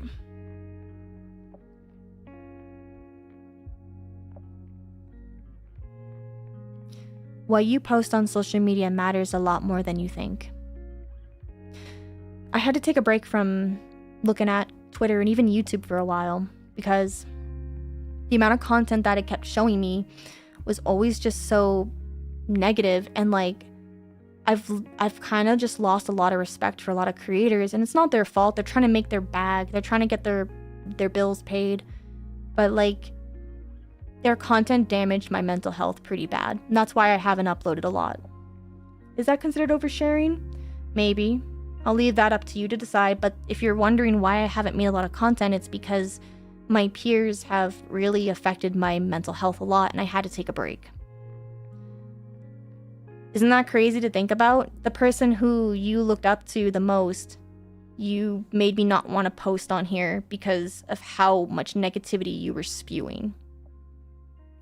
That's what I mean when I say what you post matters a lot more than you think. Even if you got 10 viewers, 1 viewer, no viewers, someone stumbles upon your content one day, you have influence over that person, whether you want to believe it or not. When you do things, everything that you do, everything, even if it's positive, you have influence. And that's the best part about this. You have the power to influence people positively. You also have the power to influence people negatively. Even if you think not a lot of people look at it, they do.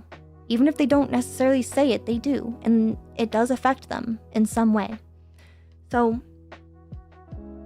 that's why I said earlier, the whole victimizing, call-outs, drama farming, engagement baiting, all of this affects your reputation because everything that you say and do can and will be used against you in the court of public opinion. It's happened to me numerous times. Even when I think that I'm saying something really encouraging, or if I think I'm giving something constructive, I've had people slap it across my face saying, "You're a piece of shit, you're a bad person, and you hurt my feelings." This will happen to you. Becoming a content creator, regardless if it's VTubing, takes a lot of resilience. I'm not telling you to grow thick skin. I'm telling you to be resilient, be bold. Understand when to take a step back and know to not take things so personally. It's hard. It's going to be hard. It will be very, very hard. But over time and experience, you will become resilient. And remember, what you post on social media matters a lot more than you think. So, with that being said, let's talk about networking.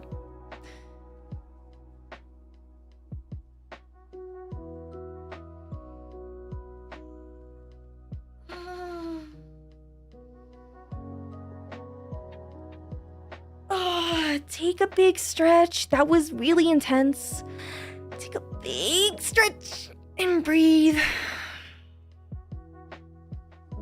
Uncook the cooked shrimp backs that you're all sitting in.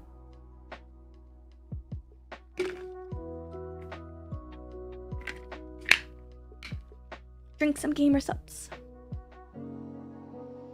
Oh shoot, you had a network slot? You better believe I did! Of course I did! I wouldn't end this stream without the juicy bits! Of course I have a networking stream, because starting off as a VTuber, I know a lot of you want to network. A lot of you want to do the VTuber thing. You want to, you want to make friends, and you want to make money and the VTuber stuff, I get it. I totally get it. You're totally valid. You're totally valid. So let's talk about networking. What it is and what it isn't. Networking can be an opportunity to meet new people, but it's generally, emphasis on generally, more focused on professional goals than making friends. However, some say that networking can lead to lifelong friendships. So earlier, when it was asked, what if you want both to make money, a business, and friendship? You can. It absolutely can. Remember I said earlier, there are different circles to friendship. If you would like me to make a video explaining that more, I can. But at least when it comes to networking is more about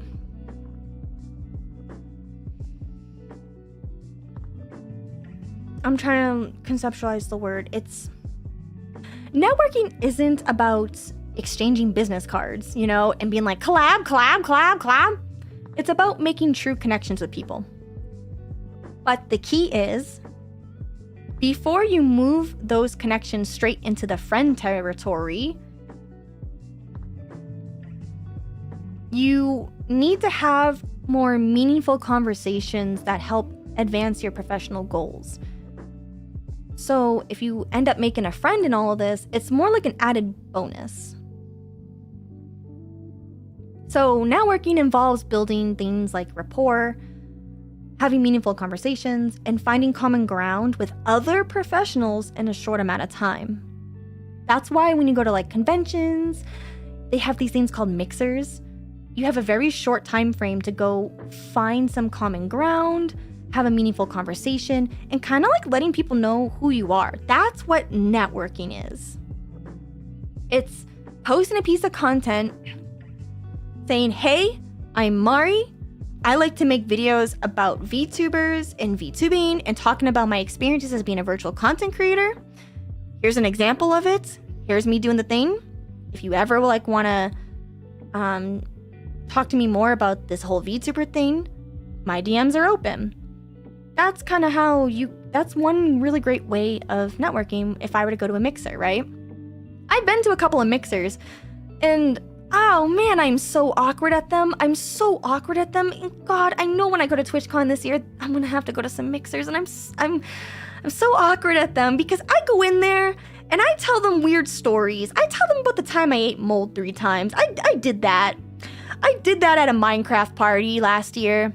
I'm sorry, Evan. I'm sorry about the mold story that I told people. I don't know why I told them about the mold story, but I did. I just did. I was like, I'm gonna make them remember me and I'm gonna change their lives. Oh God, the mold story. Yeah, so it's an opportunity to just make people aware of who you are and find common ground. Again, you can potentially make friendships with this. Now, where it gets a little icky, sticky is when you try to be a nice guy. You try to like be this person who wants to like be everyone's friends, be cool, and it turns out you're a nasty, nasty, freaky little guy. You're a nasty, disgusting weirdo. And you're just doing this to benefit yourself, not because you actually care about anyone else. Narcissism. Like, I can smell that shit a mile away. And that's why people don't like me. I'm neurodivergent. So I have a hard time understanding some social cues, that's true. But what I understand crystal clear is when someone's not being genuine. I can see through that. I can. And so I can tell right away if somebody is here to be my friend or be a business acquaintance. I'm okay with both. What I don't like is people pretending that they want to be my friend when they just want to manipulate me. Like I said earlier, I've been manipulated a lot by some of these creators in this space, and I don't want the same thing to happen to you. So let's talk about some ways that we can protect ourselves and network in a safe, positive environment. The first thing that I want to talk about is how to handle rejection. Because not everyone owes you a response. Think about it. Just hold on.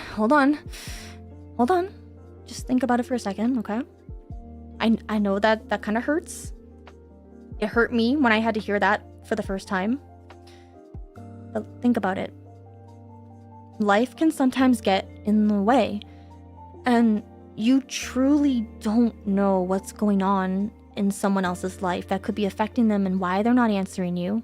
It's not always like about you per se.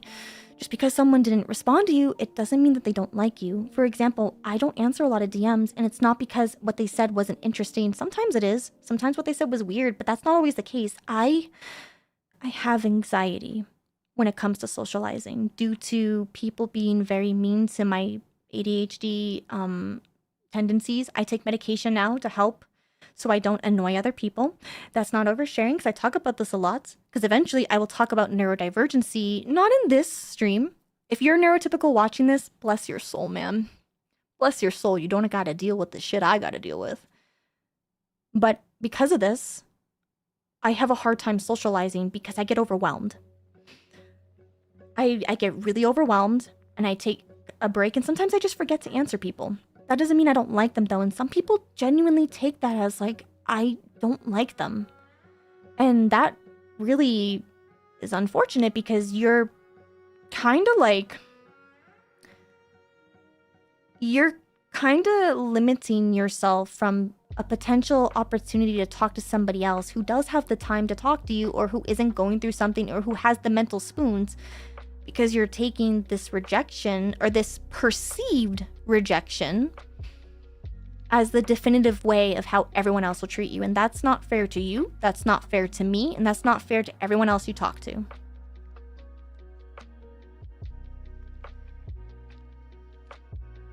So when it comes to rejection, because here's the thing, I've sent out DMs and been ghosted many times. I still do now.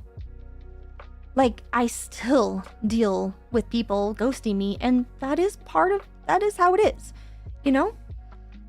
Especially in an online space, you will have people like that, and you know, that's okay, because if not everyone else owes you a response, then that also means you don't owe everyone a response. This is how we set boundaries.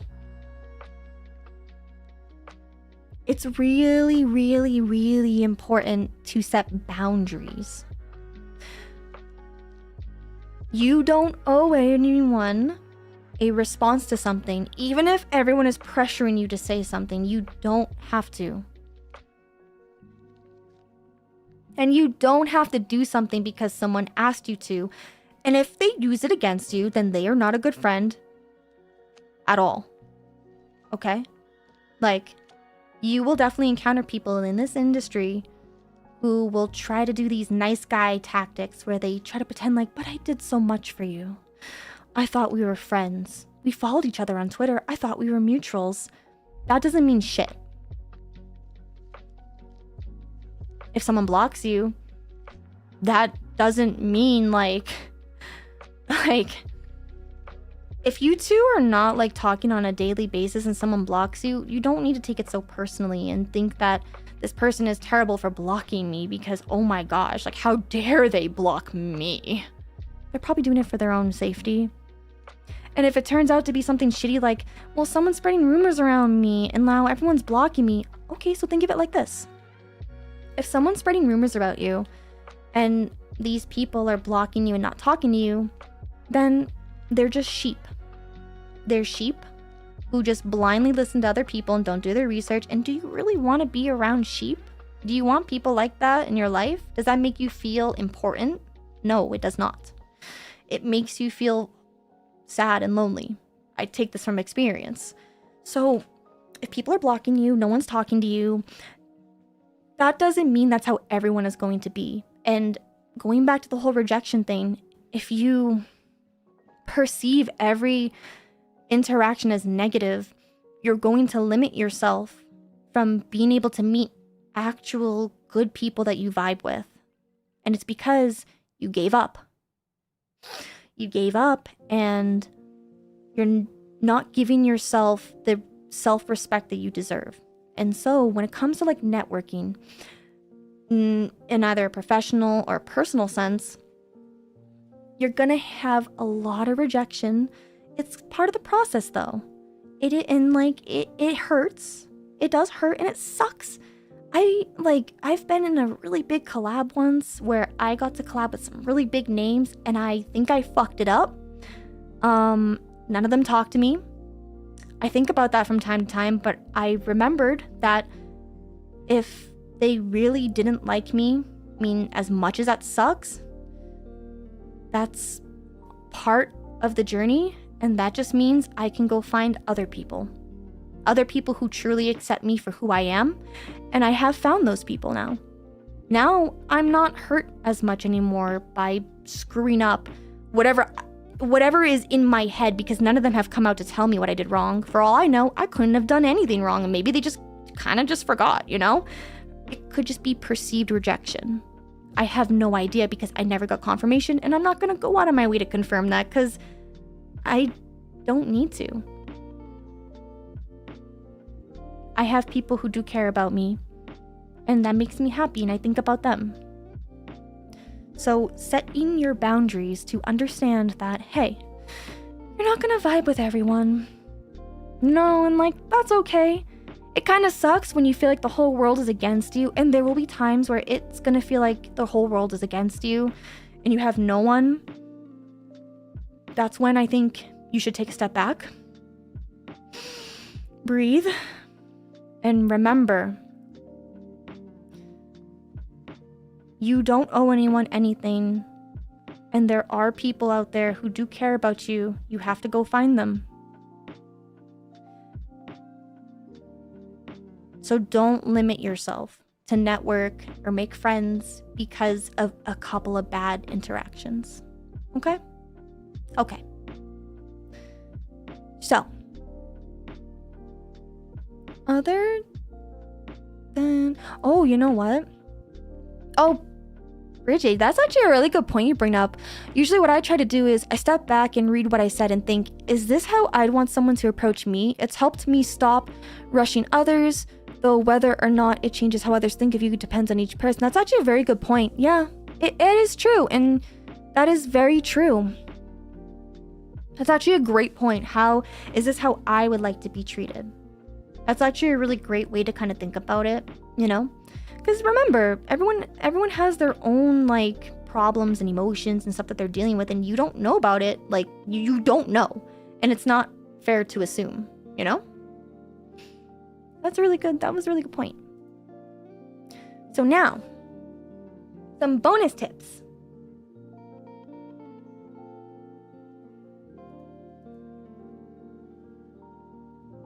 Some bonus tips. Hobby versus career versus looking for friends. And honestly, I think Ray Factor summarized this pretty well. People don't think about you as much as you think they do. So regardless if this is going to be a hobby or a career or looking for friends, people don't think about you as much as you think they do. And this applies to all of these. Like, there's a reason why so many companies pay hundreds of thousands of dollars for brand awareness just so people think about them. Like and it's not even to get them to buy the product. They're spending all this money just to get them to think about them. Because in reality, people don't think about you or your brand or your company or your dog as much as you think they do. And you have to constantly remind them to have them think about you. That's why people pay all this money to do that. If this is a hobby, then you can take a lot of these points that I said and like put it in like a box and kind of look at it and think, okay, what resonates with me? What doesn't? Okay, so I have like a good idea of how to get started, how to, you know, protect myself, and how to like interact with others in this space, how to like observe and like communicate and stuff. You know, like it's okay to do this as a hobby. Take all of this stuff and that resonates with you, and then leave the stuff that doesn't. If you're looking for this as like a career, hopefully this could kind of help you say, okay, I need to think more about my brand and what my mission is, what I want to do as like an influencer, and how do I want to influence people? Do I want to sell a product in the future? Do I want to have a really kick-ass, like, engaging community where everyone is just constantly talking to each other all the time? Do I want to, like, feel like I'm proud of the content that I'm making? Let me look at my portfolio. Do I want to use this as, like, a way to join, like, a company in the future? How do I want to have this advance my career, professionally? And then if you're looking for friends, I hope this could help you get a better idea on how to be more communicative. Through your words, through your contents, through your day-to-day interactions with people.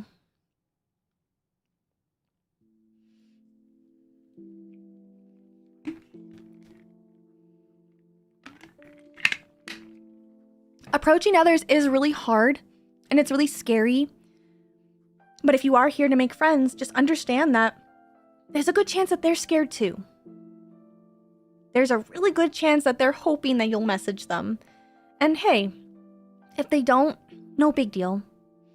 It just means there's other people that you can go reach out to. Every failure is an opportunity to become successful. Because now, through the process of elimination, you now know that didn't work with that person, that thing, this like way that, you know, like it just means that you can get up and try something different.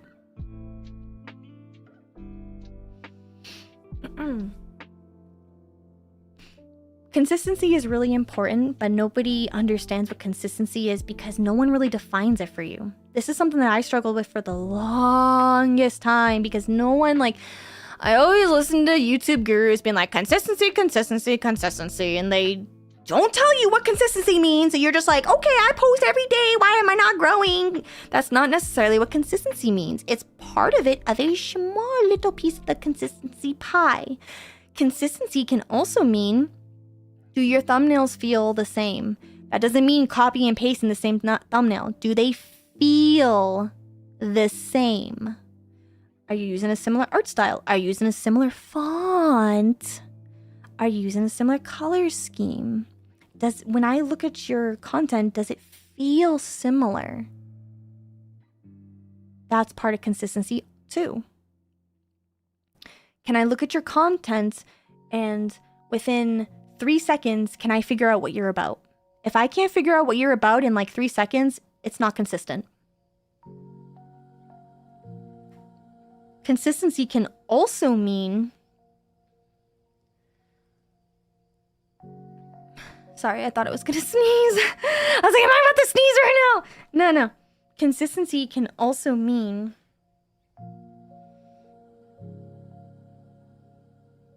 being able to have like a flow with your content, such as like it's not consistent if I'm talking to you at like an 8th grader reading comprehension level and then out of nowhere I start talking in like a college level. That's inconsistent. Same thing with like personality. That's where like, you know, consistency can also be part of kayfabe if you have kayfabe. If you don't, consistency can also be like your morals and your values. If you're against bullying, you are not being consistent if you start bullying other people. If you're the piece of shit that says, let's uplift others, let's bring others to like be better, and then you're sitting here bullying someone straight up, that's inconsistent. And also, that makes you look bad. So consistency is important.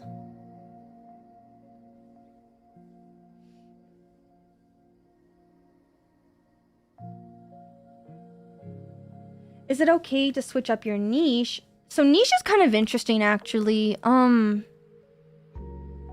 Niche is like something I don't want to get into for this particular class because I think that that's something that I don't want you to worry about for now. For now, I want you to be more comfortable with the idea of being a virtual content creator and being able to have some kind of consistency with your work. So that might mean like, oh, I should stick with like this niche. Not necessarily. It could be. That is like niching. Like niches are kind of part of consistency, but only to like a small extent. What I want people to focus on more is your behavior online, what you say and what you do, and your mindset. Because negativity spews more negativity. And it doesn't matter if you're playing Dark Souls or if you're playing Fall Guys, if you have a negative mindset, that's going to show up in your content.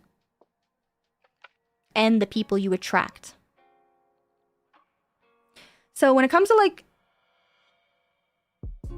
your entire like branding and persona and all that stuff in your socials, one of my biggest bonus tips for setting up your socials is either using like a link tree. Like I like to use beacons. I actually have a link. If you click on my beacons, you can sign up for it for free.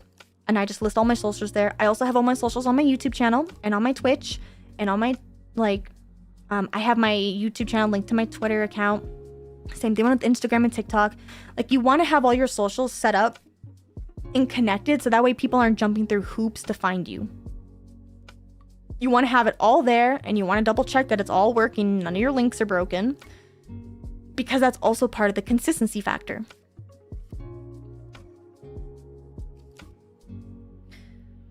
So, the last thing I want to talk about real quick is the viewer. Technically, right now, you are a viewer. You're my viewer. And I wrote here to think about the viewer. Yes, that's right. I think about you all the time. All the time without you realizing it. I'm always thinking about you. I'm thinking about what you're doing in the day. I'm thinking about how you're feeling. I'm thinking about what you had for breakfast and if you're really looking forward to the stream and like if my stream's gonna provide value to you. which I really hope it does. I really hope this is providing value. I made this entire stream for you I made this entire stream with you in mind. This is something that a lot of creators don't do. They think to themselves, I turn on my stream. If people don't come see me, then, you know, it's not my fault.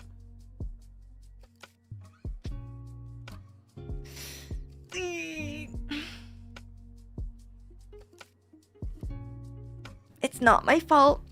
The algorithm hates me. And people just don't appreciate all this amazing content I'm putting out. Let's take a step back. Let's take a step back. Let's take a step back and breathe.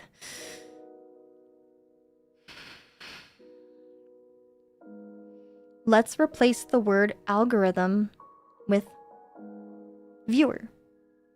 Let's replace the word viewer with people. Let's replace the word people with a person. If a person is not watching you, what does that mean?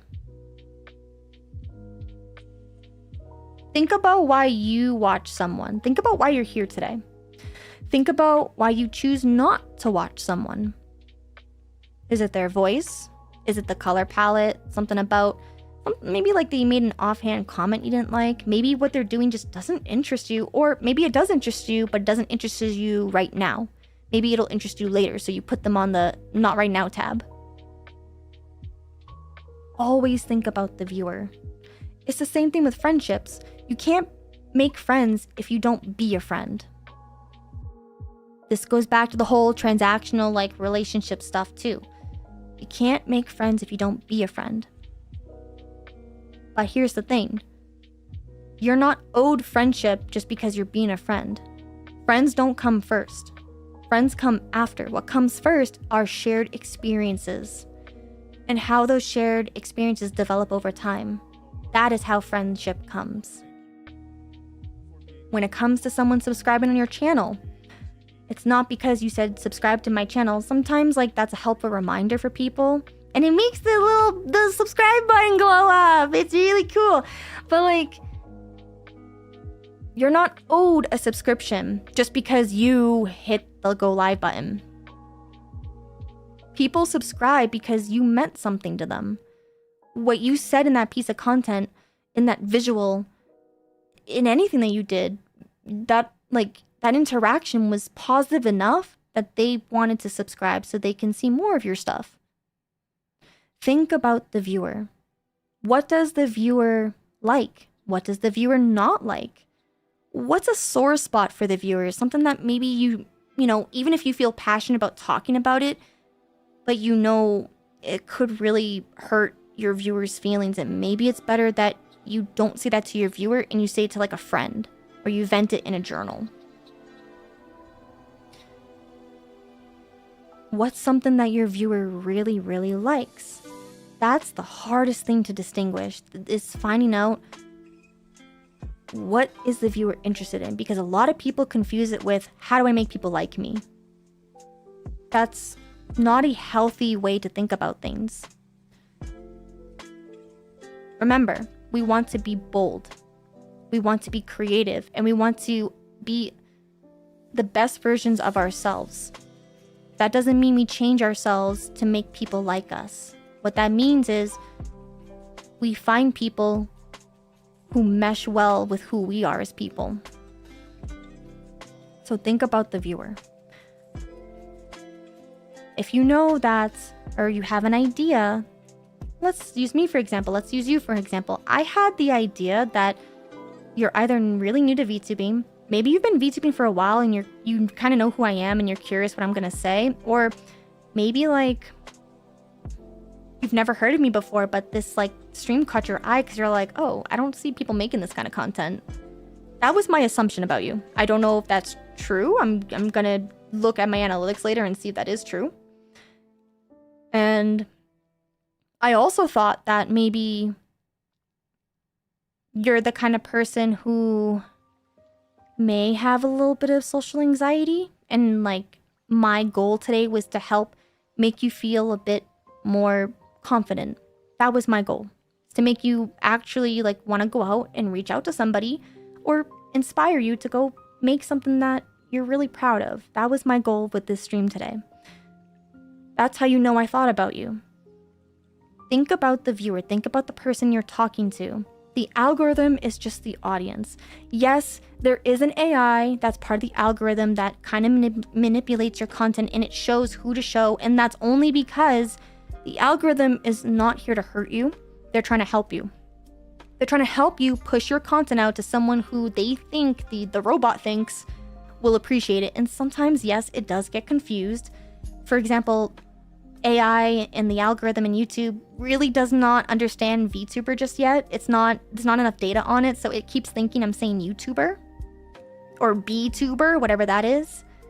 And so that kind of messes up some stuff in the algorithm, sure. So instead, I am training the algorithm to understand the VTuber keyword. I'm not literally, like, I don't actually work at Google and YouTube. Don't take that so literally. What I mean by that is making and using like hashtags for VTuber is training the algorithm of, okay, I don't know what this word is, but like people are interacting with it, so let's keep a tab on those people and keep showing them this keyword. Oh, these people keep responding to this keyword. Okay, so there's something about this keyword that we should start documenting and looking. That's how algorithms work. Because algorithms are being trained by people and what they engage with and what they don't engage with. So just think about the viewer. Because again, what you say and what you do matters a lot more than you think it does. And with that, that is it for today's class. Thank you so much. Don't forget to subscribe. Your friendly little reminder if you like this kind of stuff and would like to see more of this.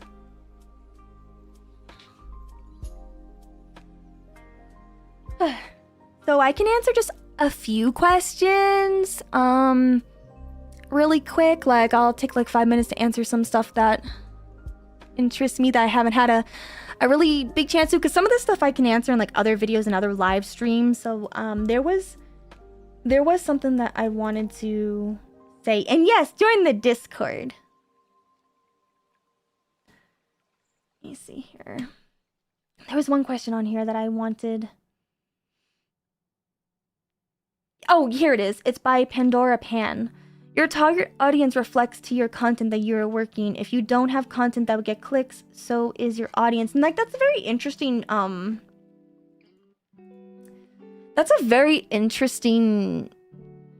comment, because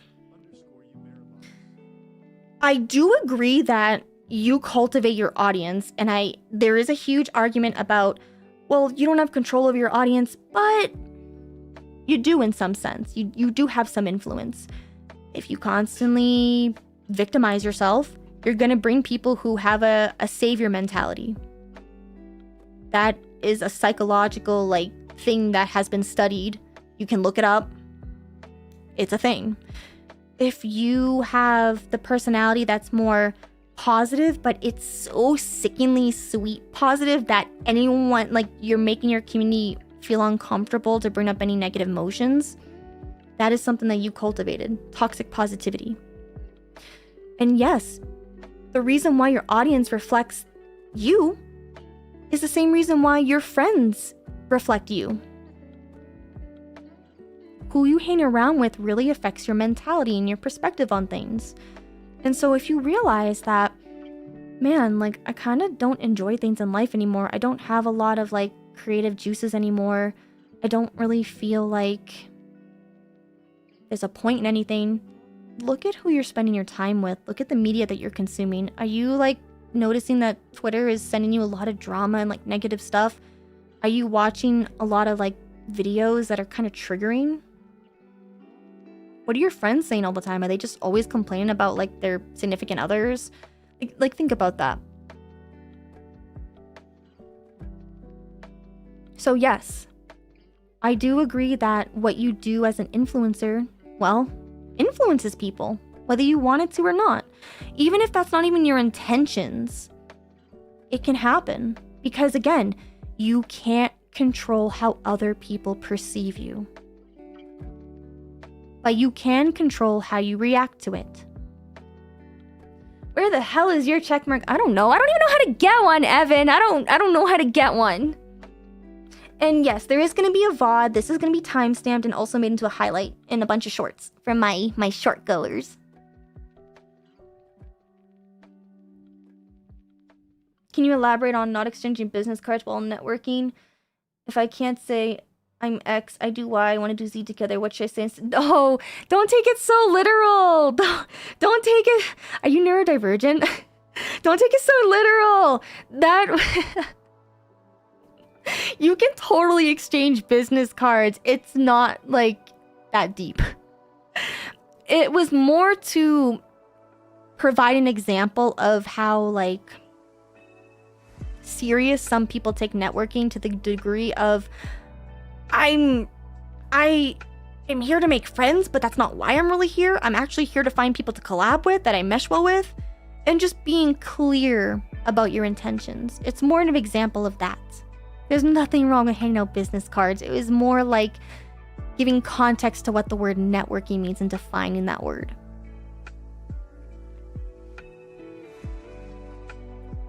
Let's see here. Question, is there a reason why VTubers outside the anime art style feel rare? Of course. It's based off of what you're engaging with, because I actually have a list of VTubers who do not participate in the anime style. Honestly, Shindigs is a really great person to follow. Shindigs does a lot of like shout outs to non-anime style VTubers. They do exist. It just depends on what you're engaging with. And it's so hard because it's like, okay, Mari, well, what the hell? What am I gonna go on YouTube and type in non-anime VTuber? That's not gonna show up.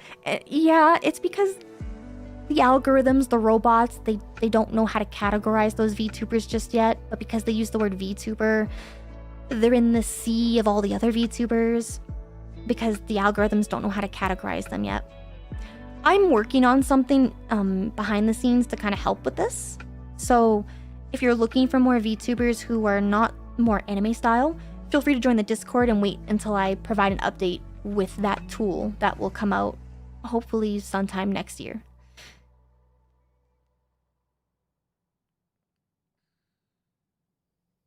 Other than that, it seems like that's all the time I have for today. I have to go fix my stream. I realize a lot of things are broken on this, and I will be streaming again pretty soon. I mentioned earlier that there is another channel being developed. I'm almost done, and I will be officially launching that and have an update on that soon.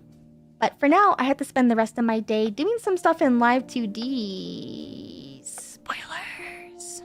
And some other stuff. So I want to appreciate everyone so much for following and talking and asking some really engaging stuff, as well as everyone who had subscribed on Twitch.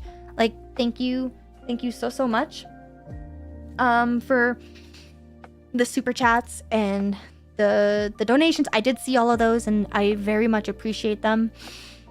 Thank you everyone for being here and coming back. It's been a little while since I've streamed due to just some stuff that I can't really talk about, but I'm happy to be back. I will be making more content pretty soon. I just gotta fix my stuff, man. Every time I take a break and all those changes with OBS and slobs and Twitch and YouTube and like all this other crazy stuff, I gotta go fix my stuff. So I'm gonna be spending that for the next couple hours and working on some videos. So thank you so much for watching, everyone. Hope this could provide some kind of value to you. And you know, if you have any other questions or any other topics you'd like to have me cover in either a future video or a live stream, just comment down below on YouTube. If you're on Twitch, join Discord, I guess, and post in the suggestions. If you're on Twitter, well, you can also comment too. Just saying. But thank you everyone so much for watching. And remember, everything reminds you of something. All right, bye everyone. Be safe.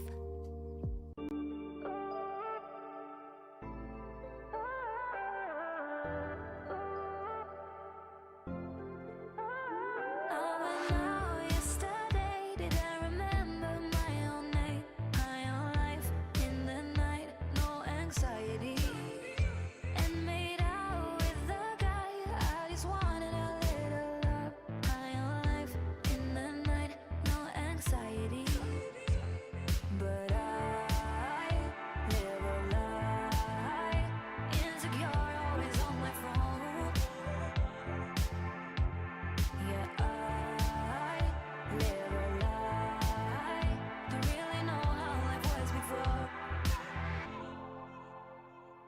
I do what I like, and I do as I